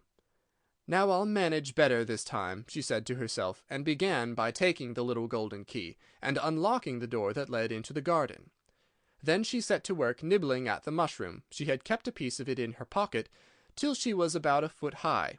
Then she walked down the little passage, and then she found herself at last in the beautiful garden, among the bright flower beds and the cool fountains. End of Chapter 7. The Queen's Croquet Ground. A large rose tree stood near the entrance of the garden. The roses growing on it were white, but there were 3 gardeners at it busily painting them red. Alice thought this a very curious thing, and she went nearer to watch them, and just as she came up to them she heard one of them say, "Look out now, Five, don't go splashing paint over me like that." "I couldn't help it," said Five in a sulky tone. "Seven jogged my elbow." On which Seven looked up and said, "That's right, Five, always lay the blame on others." "You'd better not talk," said Five. "I heard the Queen say only yesterday you deserve to be beheaded." "What for?" said the one who had first spoken. "That's none of your business to," said Seven. "Yes, it is his business," said Five, "and I'll tell him. It was for bringing the cook tulip roots instead of onions." Seven flung down his brush, and had just begun, well, of all the unjust things, when his eye chanced to fall upon Alice, as she stood watching them, and he checked himself suddenly. The others looked around also, and all of them bowed low. "Would you tell me," said Alice, a little timidly, "why you are painting those roses?" Five and Seven said nothing, but looked at Two. Two began in a low voice, "Why, the fact is, you see, miss, this here ought to have been a red rose tree, and we put a white one in by mistake.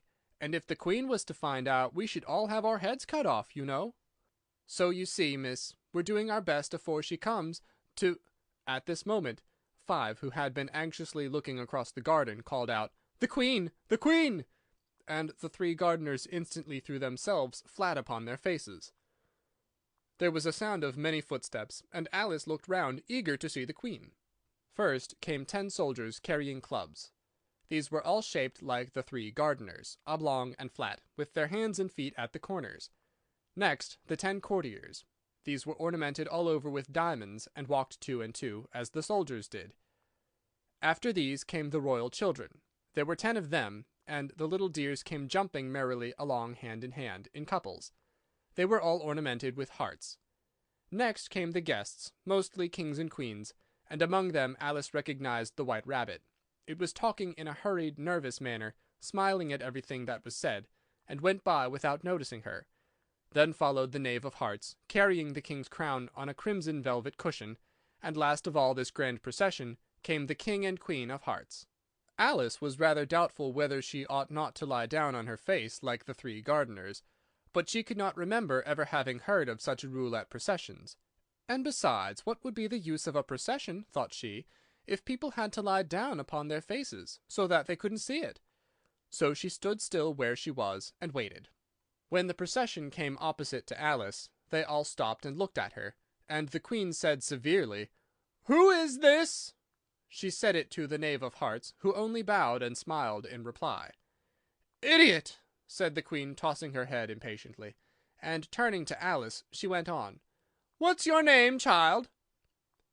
"My name is Alice, so please your Majesty," said Alice very politely, but she added to herself, Why, they're only a pack of cards, after all. I needn't be afraid of them."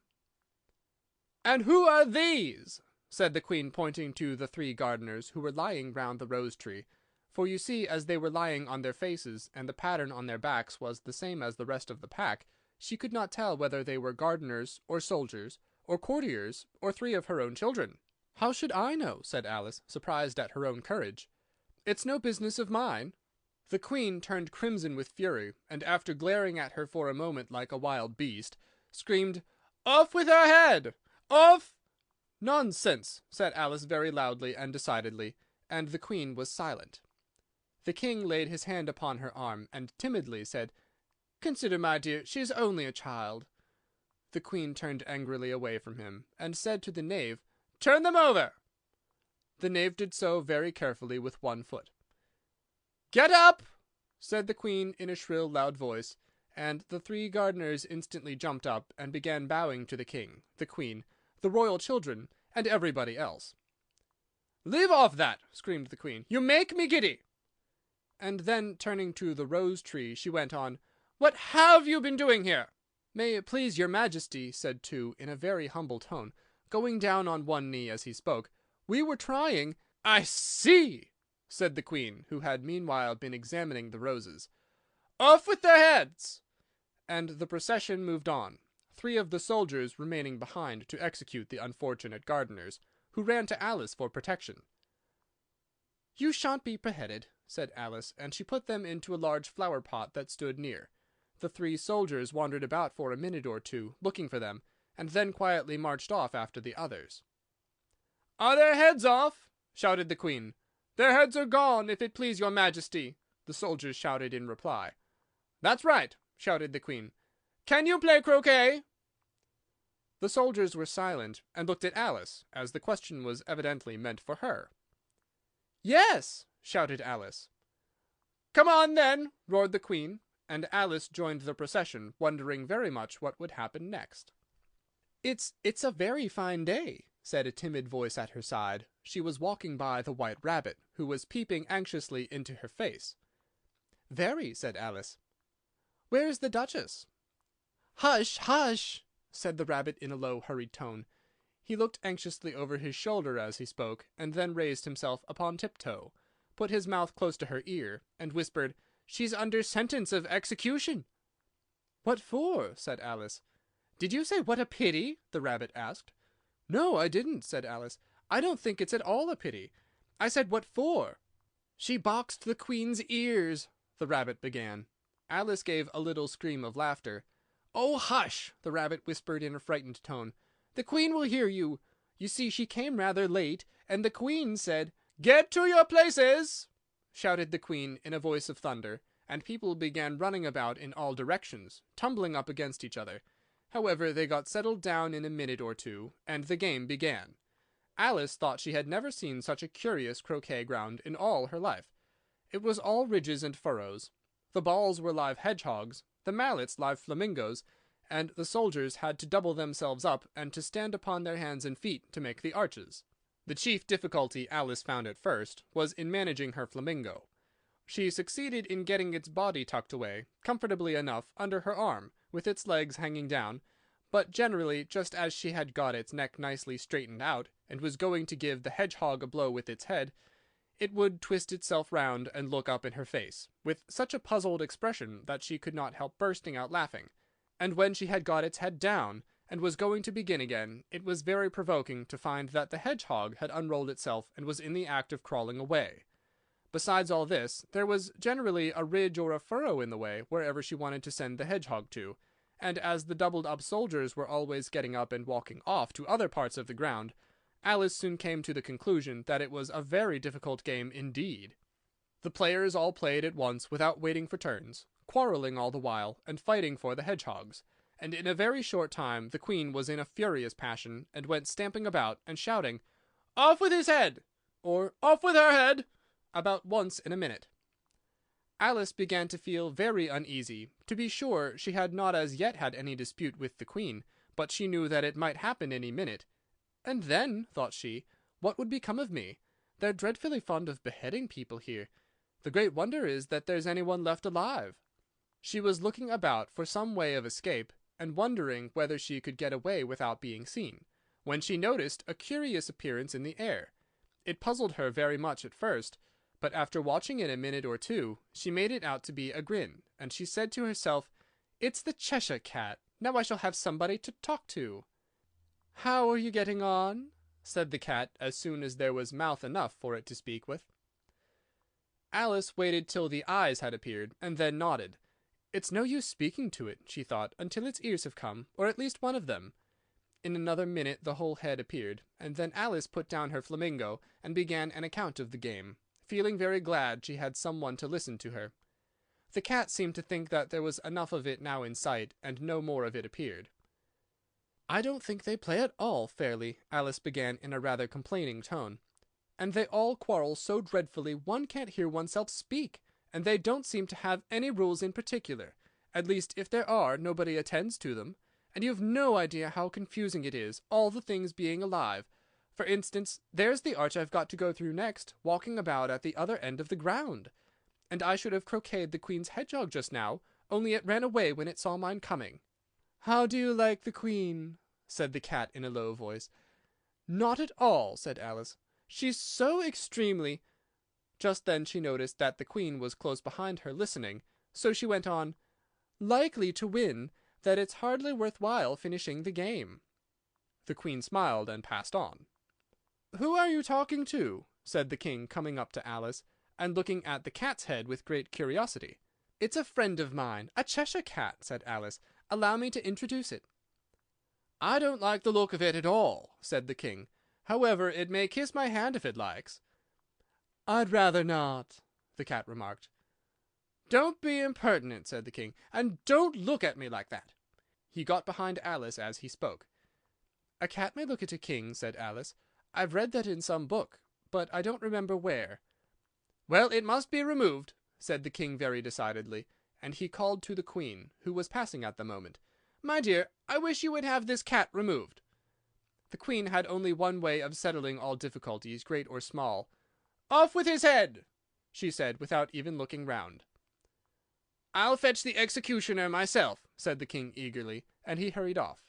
Alice thought she might as well go back and see how the game was going on, as she heard the Queen's voice in the distance, screaming with passion. She had already heard her sentence 3 of the players to be executed for having missed their turns, and she did not like the look of things at all, as the game was in such confusion that she never knew whether it was her turn or not. So she went in search of her hedgehog. The hedgehog was engaged in a fight with another hedgehog, which seemed to Alice an excellent opportunity for croqueting one of them with the other. The only difficulty was that her flamingo was gone across to the other side of the garden, where Alice could see it trying, in a helpless sort of way, to fly up into one of the trees. By the time she had caught the flamingo and brought it back, the fight was over, and both the hedgehogs were out of sight.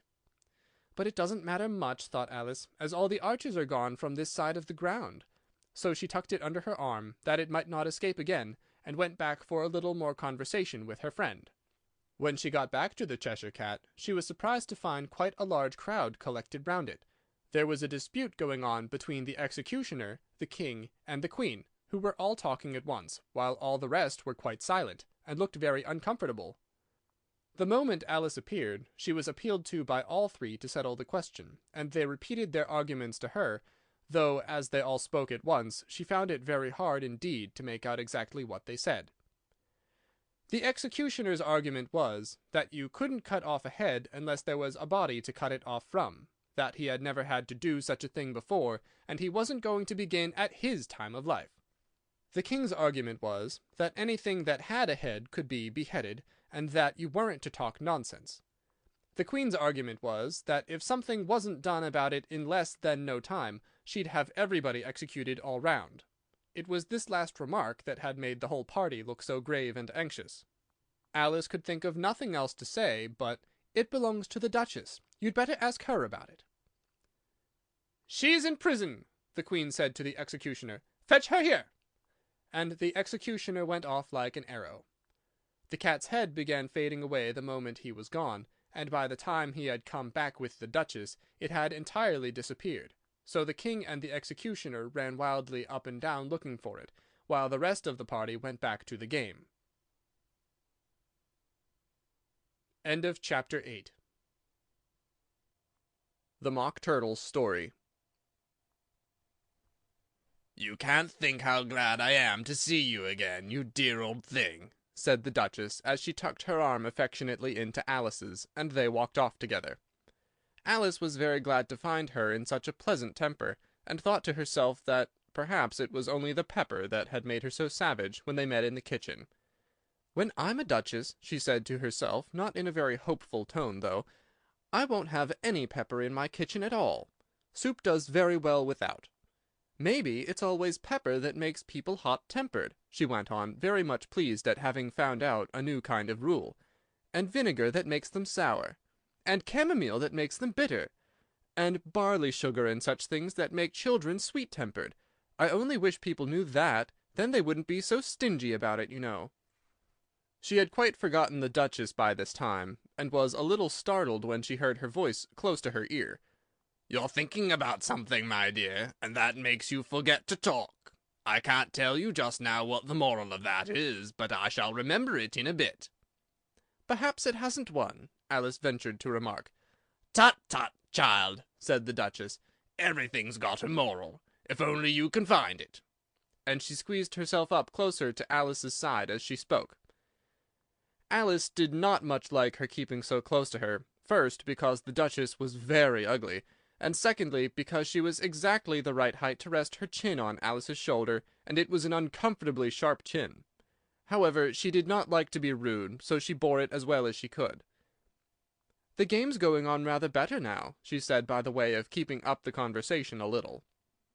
"'Tis so," said the Duchess, "and the moral of that is, oh, 'tis love that makes the world go round." "Somebody said," Alice whispered, "that it's done by everybody minding their own business." "Ah, well, it means much the same thing," said the Duchess, digging her sharp little chin into Alice's shoulder as she added, "and the moral of that is, take care of the sense, and the sounds will take care of themselves." "How fond she is of finding morals in things," Alice thought to herself. "I dare say you're wondering why I don't put my arm round your waist," the Duchess said after a pause. "The reason is that I'm doubtful about the temper of your flamingo. Shall I try the experiment?" "He might bite," Alice cautiously replied, not feeling at all anxious to have the experiment tried. "Very true," said the Duchess. "Flamingos and mustard both bite, and the moral of that is, birds of a feather flock together." "Only mustard isn't a bird," Alice remarked. "Right, as usual," said the Duchess. "What a clever way you have of putting things." "It's a mineral, I think," said Alice. "Of course it is," said the Duchess, who seemed ready to agree to everything that Alice said. "There's a large mustard mine near here, and the moral of that is, the more there is of mine, the less there is of yours." "Oh, I know!" exclaimed Alice, who had not attended to this last remark. "It's a vegetable. It doesn't look like one, but it is." "I quite agree with you," said the Duchess.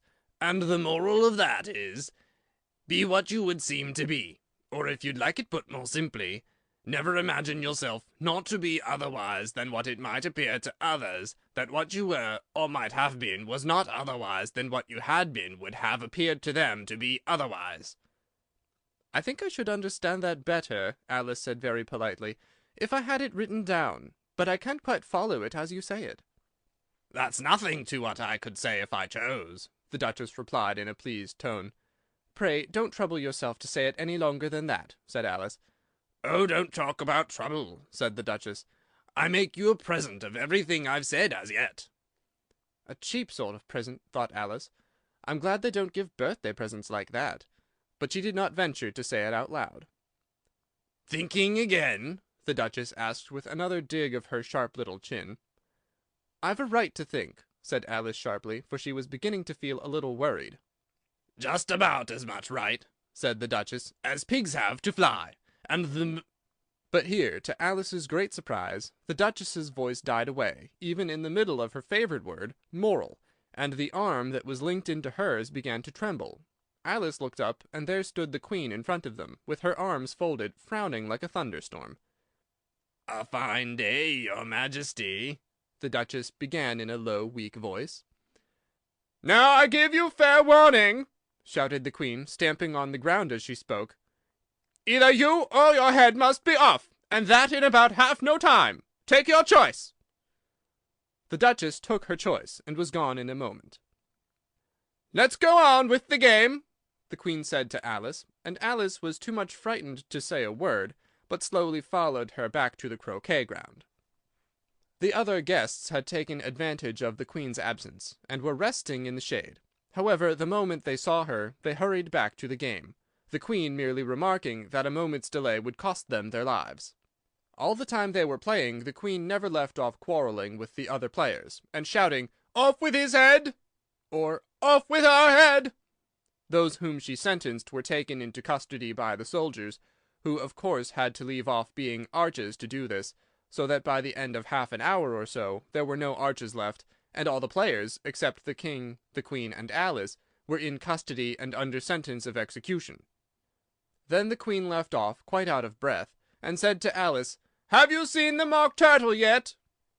"No," said Alice. "I don't even know what a mock turtle is." "It's the thing mock turtle soup is made from," said the Queen. "I never saw one, or heard of one," said Alice. "Come on, then," said the Queen, "and he shall tell you his history." As they walked off together, Alice heard the King say in a low voice to the company generally, "You're all pardoned." "Come, that's a good thing," she said to herself, for she had felt quite unhappy at the number of executions the Queen had ordered. They very soon came upon a griffin lying fast asleep in the sun. If you don't know what a griffin is, look at the picture. "Up, lazy thing!" said the Queen, "and take this young lady to see the Mock Turtle, and to hear his history. I must go back and see after some executions I have ordered." And she walked off, leaving Alice alone with the griffin. Alice did not quite like the look of the creature, but on the whole she thought it would be quite as safe to stay with it as to go after that savage Queen. So she waited. The griffin sat up and rubbed its eyes. Then it watched the Queen till she was out of sight. Then it chuckled. "What fun!" said the griffin, half to itself, half to Alice. "What is the fun?" said Alice. "Why, she," said the griffin. "It's all her fancy, that. They never executes nobody, you know. Come on." "Everybody says come on here," thought Alice, as she went slowly after it. "I never was so ordered about in my life. Never." They had not gone so far before they saw the Mock Turtle in the distance, sitting sad and lonely on a little ledge of a rock, and as they came nearer, Alice could hear him sighing as if his heart would break. She pitied him deeply. "What is his sorrow?" she asked the griffin, and the griffin answered very nearly in the same words as before. "It's all his fancy, that. He hasn't got no sorrow, you know. Come on." So they went up to the Mock Turtle, who looked at them with large eyes full of tears, but said nothing. "This here young lady," said the griffin, "she wants to know your history, she do." "I'll tell it her," said the Mock Turtle in a deep, hollow tone. "Sit down, both of you, and don't speak a word till I've finished."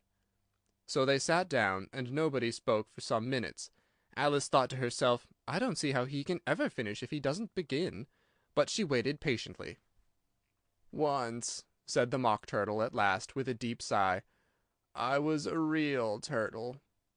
These words were followed by a very long silence, broken only by an occasional exclamation of from the griffin, and the constant heavy sobbing of the Mock Turtle. Alice was very nearly getting up and saying, "Thank you, sir, for your interesting story," but she could not help thinking there must be more to come, so she sat still and said nothing. "When we were little," the Mock Turtle went on at last, more calmly, though still sobbing a little now and then, "we went to school in the sea. The master was an old turtle. We used to call him Tortoise." "Why did you call him Tortoise if he wasn't one?" Alice asked. "We called him Tortoise because he taught us," said the Mock Turtle angrily. "Really, you are very dull." "You ought to be ashamed of yourself for asking such a simple question," added the griffin, and they both sat silent and looked at poor Alice, who felt ready to sink into the earth. At last the griffin said to the Mock Turtle, "Drive on, old fellow, don't be all day about it." And he went on in these words. "Yes, we went to school in the sea, though you mayn't believe it. I never said I didn't, interrupted Alice. You did, said the Mock Turtle. Hold your tongue, added the Gryphon before Alice could speak again. The Mock Turtle went on. We had the best of educations. In fact, we went to school every day. I've been to a day school, too, said Alice. You needn't be so proud as all that. With extras? asked the Mock Turtle a little anxiously. Yes, said Alice. We learned French and music. And washing? said the Mock Turtle. Certainly not, said Alice indignantly. Ah, then yours wasn't a really good school, said the Mock Turtle in a tone of relief. Now at ours they had at the end of the bill French, music, and washing, extra. You couldn't have wanted it much, said Alice, living at the bottom of the sea. I couldn't afford to learn it, said the Mock Turtle with a sigh. I only took the regular course. What was that? inquired Alice. Reeling and writhing, of course, to begin with, the Mock Turtle replied, and then the different branches of arithmetic, ambition, distraction, uglification, and derision. I never heard of uglification, Alice ventured to say. What is it? The Gryphon lifted up both its paws in surprise. Never heard of uglifying? It exclaimed. You know what to beautify is, I suppose. Yes, said Alice doubtfully. It means to make anything prettier. Well then, the Gryphon went on, if you don't know what to uglify is, you're a simpleton. Alice did not feel encouraged to ask any more questions about it, so she turned to the Mock Turtle and said, What else had you to learn? Well, there was mystery, the Mock Turtle replied, counting off the subjects on his flappers.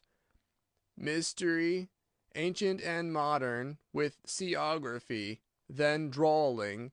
The drawling master was an old conger eel that used to come once a week. He taught us drawling, stretching, and fainting in coils. What was that like? said Alice. Well, I can't show it you myself, the Mock Turtle said. I'm too stiff, and the Gryphon never learnt it. Hadn't time, said the Gryphon. I went to the classical master, though. He was an old crab, he was. I never went to him, the Mock Turtle said with a sigh. He taught laughing and grief, they used to say. So he did, said the Gryphon, sighing in his turn, and both creatures hid their faces in their paws. And how many hours a day did you do lessons? said Alice in a hurry to change the subject. 10 hours the first day, said the Mock Turtle, 9 the next, and so on. What a curious plan, exclaimed Alice. That's the reason they're called lessons, the Gryphon remarked, because they lesson from day to day. This was quite a new idea to Alice, and she thought over it a little before she made her next remark. Then the 11th day must have been a holiday. Of course it was, said the Mock Turtle. And how did you manage on the 12th? Alice went on eagerly. That's enough about lessons, the Gryphon interrupted in a very decided tone. Tell her something about the games now. End of chapter 9. The Lobster Quadrille. The Mock Turtle sighed deeply, and drew the back of one flapper across his eye. He looked at Alice, and tried to speak, but for a minute or two sobs choked his voice. Same as if he had a bone in his throat, said the Gryphon, and it set to work shaking him and punching him in the back. At last the Mock Turtle recovered his voice, and with tears running down his cheeks, went on again. You may not have lived much under the sea. I haven't, said Alice. And perhaps you were never even introduced to a lobster. Alice began to say, I once tasted, but checked herself hastily and said, No, never. So you can have no idea what a delightful thing a lobster quadrille is. No, indeed, said Alice. What sort of a dance is it? Why, said the Gryphon, you first form into a line along the seashore. 2 lines, cried the Mock Turtle. Seals, turtles, and so on. Then when you've cleared the jellyfish out of the way—" "That generally takes some time," interrupted the Gryphon. "You advance twice—" "Each with a lobster as a partner," cried the Gryphon. "Of course," the Mock Turtle said. "Advance twice, set to partners—" "Change lobsters and retire in the same order," continued the Gryphon. "Then, you know," the Mock Turtle went on, "you throw the—" "The lobsters," shouted the Gryphon, with a bound into the air, "as far out to sea as you can—" "Swim after them!" screamed the Gryphon. "Turn a somersault in the sea!" cried the Mock Turtle, capering wildly about. "Change lobsters again!" yelled the Gryphon. "Back to land again, and—" "That's all the first figure," said the Mock Turtle, suddenly dropping his voice; and the two creatures, who had been jumping about like mad things all this time, sat down again very sadly and quietly, and looked at Alice. "It must be a very pretty dance," said Alice timidly.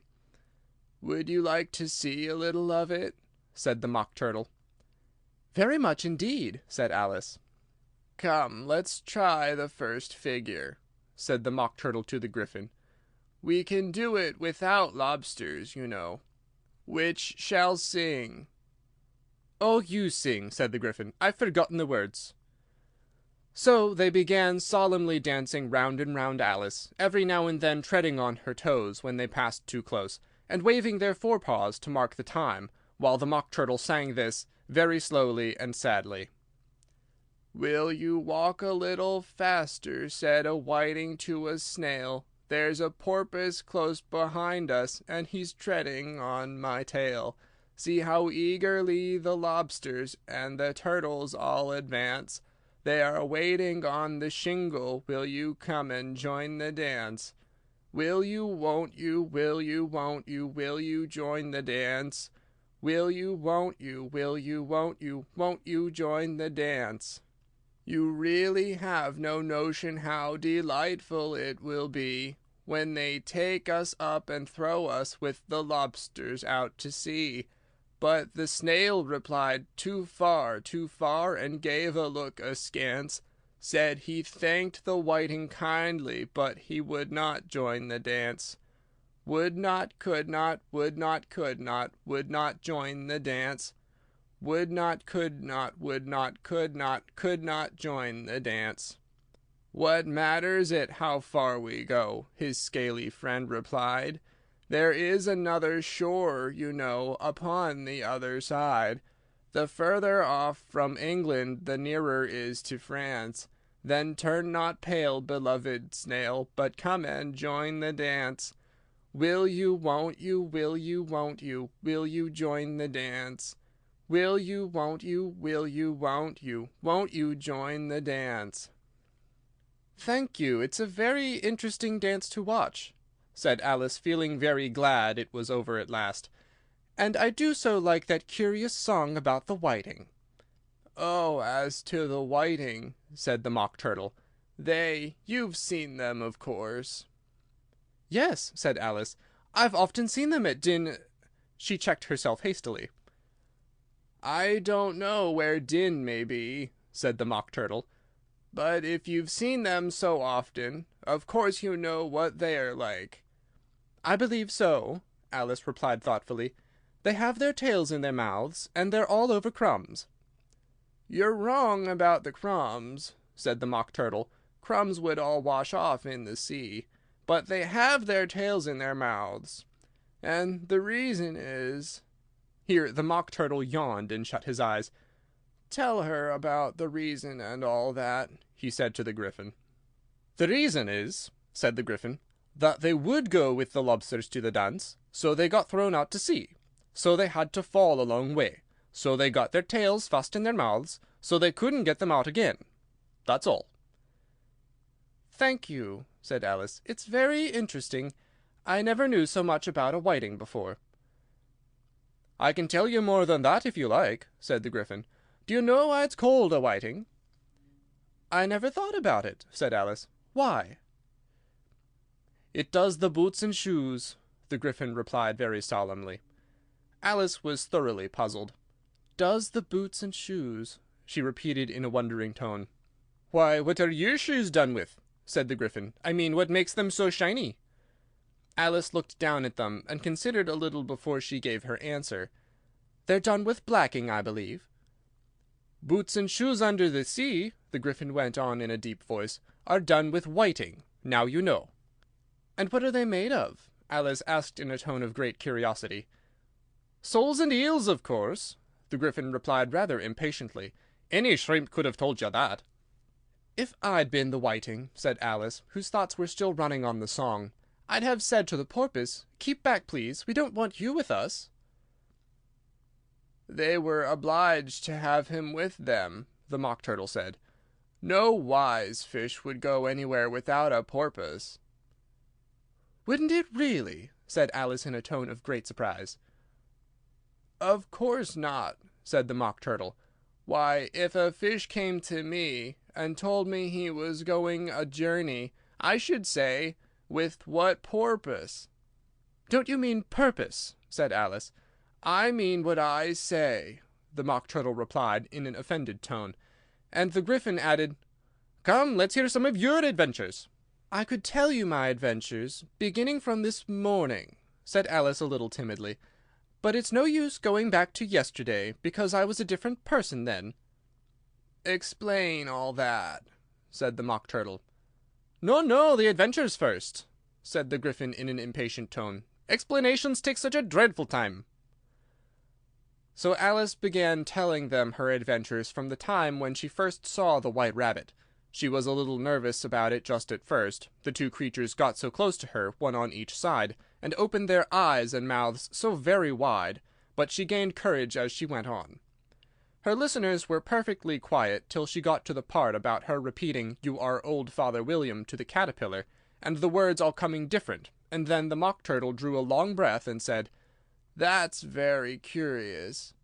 "It's all about as curious as it can be," said the Gryphon. "It all came different," the Mock Turtle repeated thoughtfully. "I should like to hear her repeat something now. Tell her to begin." He looked at the Gryphon as if he thought it had some kind of authority over Alice.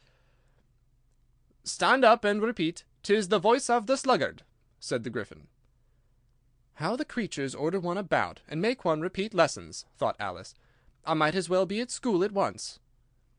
However, she got up and began to repeat it, but her head was so full of the lobster quadrille that she hardly knew what she was saying, and the words came very queer indeed.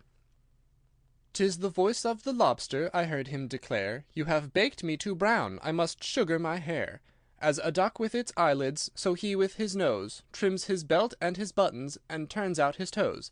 When the sands are all dry, he is gay as a lark, and will talk in contemptuous tones of the shark. But when the tide rises and sharks are around, his voice has a timid and tremulous sound." "That's different from what I used to say when I was a child," said the Gryphon. "Well, I never heard it before," said the Mock Turtle, "but it sounds uncommon nonsense." Alice said nothing. She had sat down with her face in her hands, wondering if anything would ever happen in a natural way again. "I should like to have it explained," said the Mock Turtle. "She cannot explain it," hastily said the Gryphon. "Go on with the next verse."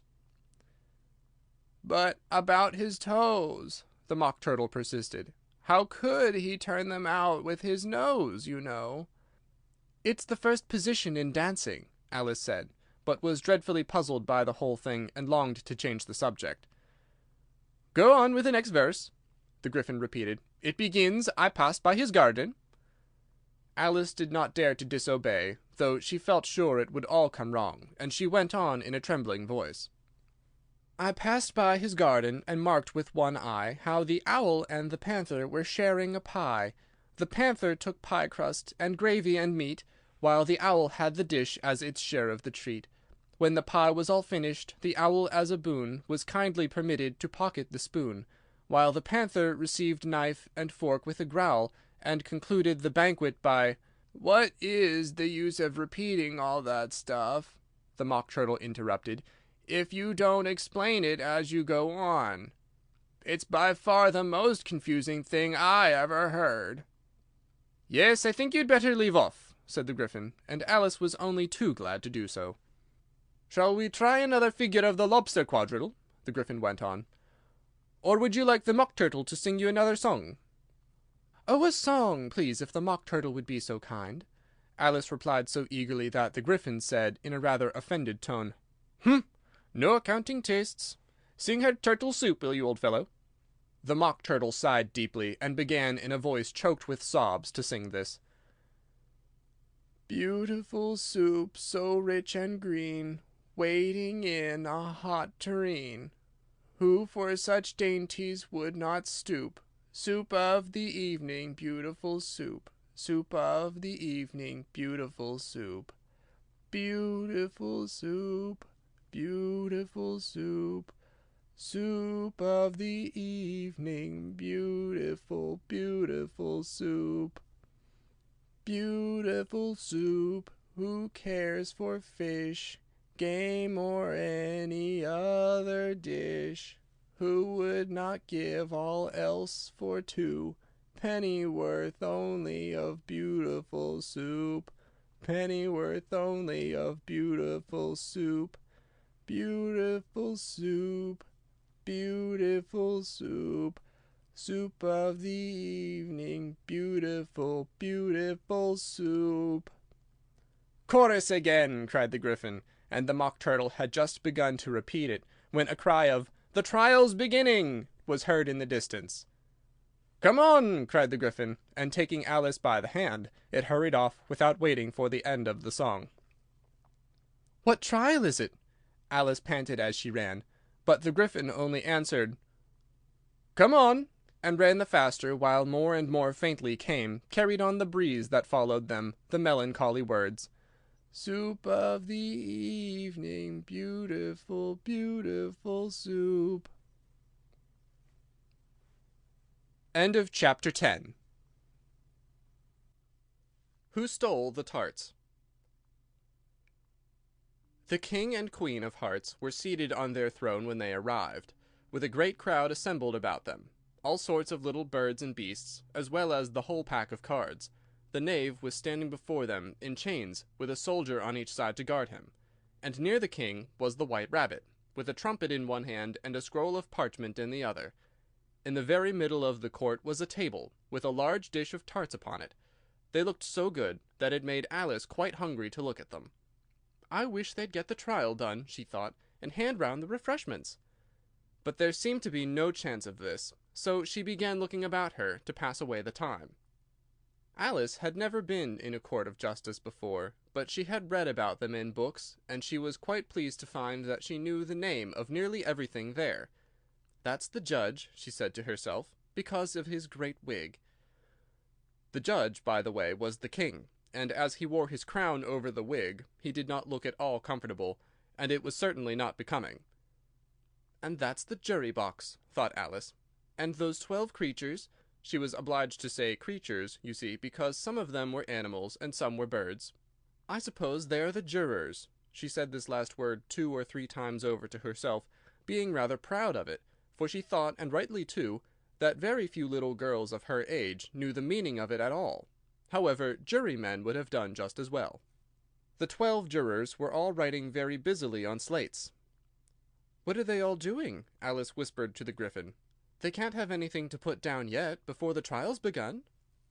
"They're putting down their names," the Gryphon whispered in reply, "for fear they should forget them before the end of the trial." "Stupid things!" Alice began in a loud, indignant voice, but she stopped hastily, for the White Rabbit cried out, "Silence in the court!" and the king put on his spectacles and looked anxiously round to see who was talking. Alice could see, as well as if she were looking over their shoulders, that all the jurors were writing down "stupid things" on their slates, and she could even make out that one of them didn't know how to spell stupid, and that he had to ask his neighbor to tell him. "A nice muddle their slates will be in before the trial's over," thought Alice. One of the jurors had a pencil that squeaked. This, of course, Alice could not stand, and she went round the court and got behind him, and very soon found an opportunity of taking it away. She did it so quickly that the poor little juror, it was Bill the Lizard, could not make out at all what had become of it. So, after hunting all about for it, he was obliged to write with one finger for the rest of the day, and this was of very little use, as it left no mark on the slate. "Harold, read the accusation," said the king. On this the White Rabbit blew 3 blasts on the trumpet, and then unrolled the parchment scroll, and read as follows: "The Queen of Hearts, she made some tarts all on a summer day. The Knave of Hearts, he stole those tarts, and took them quite away." "Consider your verdict," the king said to the jury. "No, not yet, not yet," the rabbit hastily interrupted. "There's a great deal to come before that."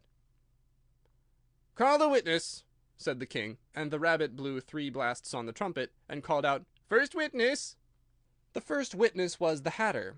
He came in with a teacup in one hand, and a piece of bread and butter in the other. "I beg your pardon, your majesty," he began, "for bringing these in, but I hadn't quite finished my tea when I was sent for." "You ought to have finished," said the king. "When did you begin?" The Hatter looked at the March Hare, who had followed him into the court, arm in arm with the Dormouse. 14th of March, I think it was," he said. 15th, said the March Hare. 16th, said the Dormouse. "Write that down," the king said to the jury, and the jury eagerly wrote down all 3 dates on their slates, and then added them up, and reduced the answer to shillings and pence. "Take off your hat," the king said to the Hatter. "It isn't mine," said the Hatter. "Stolen!" the king exclaimed, turning to the jury, who instantly made a memorandum of the fact. "I keep them to sell," the Hatter added as an explanation. "I've none of my own. I'm a hatter." Here the queen put on her spectacles, and began staring hard at the Hatter, who turned pale and fidgeted. "Give your evidence," said the king, "and don't be nervous, or I'll have you executed on the spot."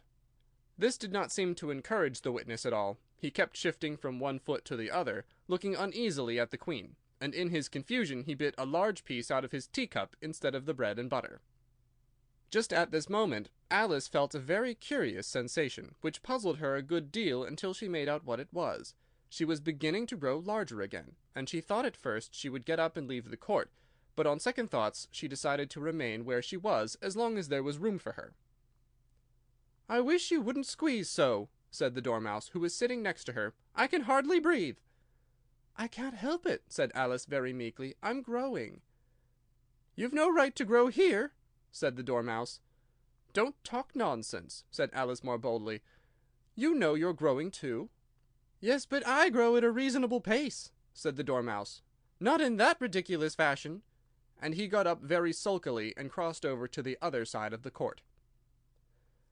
All this time the queen had never left off staring at the Hatter, and just as the Dormouse crossed the court, she said to one of the officers of the court, "Bring me the list of the singers in the last concert," on which the wretched Hatter trembled so that he shook off both of his shoes.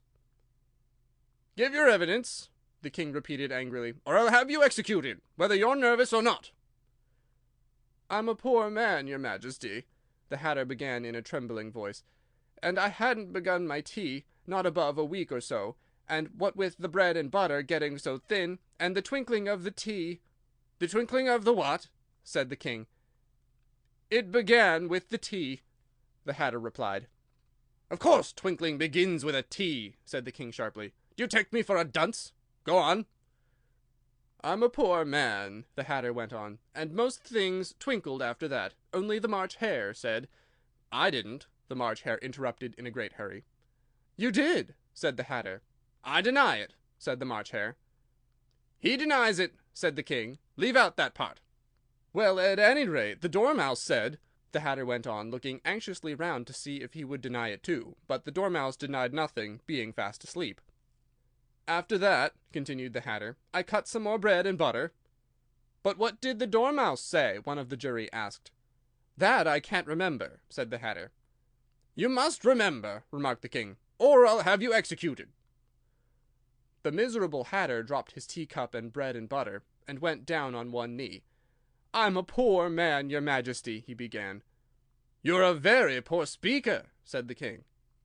Here one of the guinea pigs cheered, and was immediately suppressed by the officers of the court. As that is rather a hard word, I will just explain to you how it was done. They had a large canvas bag, which tied up at the mouth with strings. Into this they slipped the guinea pig head first, and then sat upon it. "I'm glad I've seen that done," thought Alice. "I've so often read in the newspapers at the end of trials there was some attempt at applause, which was immediately suppressed by the officers of the court, and I never understood what it meant till now." "If that's all you know about it, you may stand down," continued the king. "I can't go no lower," said the Hatter. "I'm on the floor as it is." "Then you may sit down," the king replied. Here the other guinea pig cheered, and was suppressed. "Come, that finishes the guinea pigs," thought Alice. "Now we shall get on better." "I'd rather finish my tea," said the Hatter, with an anxious look at the Queen, who was reading the list of singers. "You may go," said the king, and the Hatter hurriedly left the court, without even waiting to put his shoes on. "And just take his head off outside," the Queen added to one of the officers, but the Hatter was out of sight before the officer could get to the door. "Call the next witness," said the king. The next witness was the Duchess's cook. She carried the pepper box in her hand, and Alice guessed who it was, even before she got into the court, by the way the people near the door began sneezing all at once. "Give your evidence," said the king. "Shan't," said the cook. The king looked anxiously at the White Rabbit, who said in a low voice, "Your Majesty must cross-examine this witness." "Well, if I must, I must," the king said with a melancholy air, and after folding his arms and frowning at the cook till his eyes were nearly out of sight, he said in a deep voice, "What are tarts made of?" "Pepper, mostly," said the cook. "Treacle," said a sleepy voice behind her. "Call out that dormouse!" the Queen shrieked out. "Behead that dormouse! Turn that dormouse out of the court! Suppress him! Pinch him! Off with his whiskers!" For some minutes the whole court was in confusion, getting the dormouse turned out, and by the time they had settled down again, the cook had disappeared. "Never mind," said the king, with an air of great relief. "Call the next witness." And he added in an undertone to the Queen, "Really, my dear, you must cross-examine this next witness. It quite makes my forehead ache." Alice watched the White Rabbit as he fumbled over the list, feeling very curious to see what the next witness would be like. "For they haven't got much evidence yet," she said to herself. Imagine her surprise when the White Rabbit read out at the top of his shrill little voice the name Alice. End of chapter 11. Alice's evidence. "Here!" cried Alice, quite forgetting in the flurry of the moment how large she had grown in the last few minutes, and she jumped up in such a hurry that she tipped over the jury box with the edge of her skirt, upsetting all the jurymen onto their heads of the crowd below, and there they lay sprawling about, reminding her very much of a globe of goldfish she had accidentally upset the week before. "Oh, I beg your pardon!" she exclaimed in a tone of great dismay, and began picking them up again as quickly as she could, for the accident of the goldfish kept running in her head, and she had a vague sort of idea that they must be collected at once and put back into the jury box, or they would die. "The trial cannot proceed," said the king in a very grave voice, "until all the jurymen are back in their proper places. All," he repeated with great emphasis, looking hard at Alice as he said so. Alice looked at the jury box, and saw that in her haste she had put the lizard in head downwards, and the poor little thing was waving its tail about in a melancholy way, being quite unable to move. She soon got it out again, and put it right. "Not that it signifies much," she said to herself. "I should think it would be quite as much use in the trial one way up as the other." As soon as the jury had a little recovered from the shock of being upset, and their slates and pencils had been found and handed back to them, they set to work very diligently to write out a history of the accident, all except the lizard, who seemed too much overcome to do anything but sit with its mouth open, gazing up into the roof of the court. "What do you know about this business?" the king said to Alice. "Nothing." "Nothing whatever?" persisted the king. "Nothing whatever," said Alice. "That's very important," the king said, turning to the jury. They were just beginning to write this down on their slates, when the White Rabbit interrupted. "Unimportant, your Majesty means, of course," he said in a very respectful tone, but frowning and making faces at him as he spoke. "Unimportant, of course, I mean," the king hastily said, and went on himself in an undertone. "Important, unimportant, unimportant, important," as if he were trying which word sounded best. Some of the jury wrote it down important, and some unimportant. Alice could see this as she was near enough to look over their slates. But it doesn't matter a bit, she thought to herself. At this moment the king, who had been for some time busily writing in his notebook, called out, "Silence!" and read out from his book, "Rule 42, all persons more than a mile high to leave the court." Everybody looked at Alice. "I'm not a mile high," said Alice. "You are," said the king. "Nearly 2 miles high," added the queen. "Well, I shan't go at any rate," said Alice. "Besides, that's not a regular rule. You invented it just now." "It's the oldest rule in the book," said the king. "Then it ought to be number 1, said Alice. The king turned pale, and shut his notebook hastily. "Consider your verdict," he said to the jury in a low, trembling voice. "There's more evidence to come yet, please your majesty," said the White Rabbit, jumping up in a great hurry. "This paper has just been picked up." "What's in it?" said the queen. "I haven't opened it yet," said the White Rabbit, "but it seems to be a letter written by the prisoner to somebody." "It must have been that," said the king, "unless it was written to nobody, which isn't usual, you know." "Who is it directed to?" said one of the jurymen. "It isn't directed at all," said the White Rabbit. "In fact, there's nothing written on the outside." He unfolded the paper as he spoke, and added, "It isn't a letter after all. It's a set of verses." "Are they in the prisoner's handwriting?" asked another of the jurymen. "No, they're not," said the White Rabbit. "And that's the queerest thing about it." The jury all looked puzzled. "He must have imitated somebody else's hand," said the king. The jury all brightened up again. "Please your majesty," said the knave, "I didn't write it, and they can't prove that I did. There's no name signed at the end." "If you didn't sign it," said the king, "that only makes the matter worse. You must have meant some mischief, or else you'd have signed your name like an honest man." There was a general clapping of hands at this. It was the first really clever thing that the king had said that day. "That proves his guilt, of course," said the queen. "So off with—" "It doesn't prove anything of the sort," said Alice. "Why, you don't even know what they're about." "Read them," said the king. The White Rabbit put on his spectacles.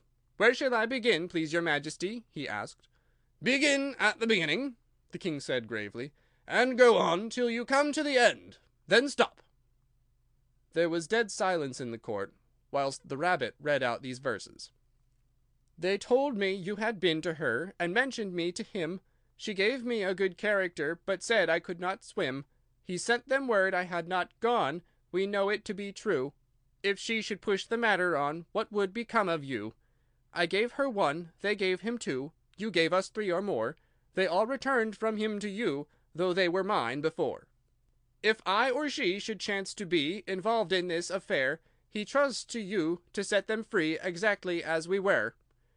My notion was that you had been, before she had this fit, an obstacle that came between him and ourselves and it. Don't let him know she liked them best, for this must ever be a secret kept from all the rest, between yourself and me." "That's the most important piece of evidence we've heard yet," said the king, rubbing his hands. "So now let the jury—" "If any of them can explain it," said Alice. She had grown so large in the last few minutes that she wasn't a bit afraid of interrupting him. "I'll give him 6pence. I don't believe there's an atom of meaning in it." The jury all wrote down on their slates, "She doesn't believe there's an atom of meaning in it," but none of them attempted to explain the paper. "If there's no meaning in it," said the king, "that saves a world of trouble, you know, as we needn't try to find any. And yet I don't know," he went on, spreading out the verses on his knee, and looking at them with one eye. "I seem to see some meaning in them after all. Said I could not swim. You can't swim, can you?" he added, turning to the knave. The knave shook his head sadly. "Do I look like it?" he said, which he certainly did not, being made entirely of cardboard.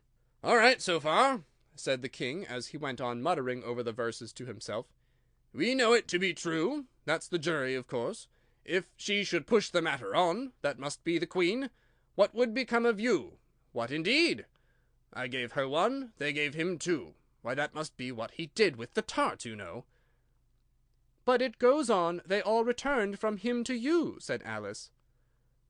"Why, there they are!" said the king triumphantly, pointing to the tarts on the table. "Nothing can be clearer than that.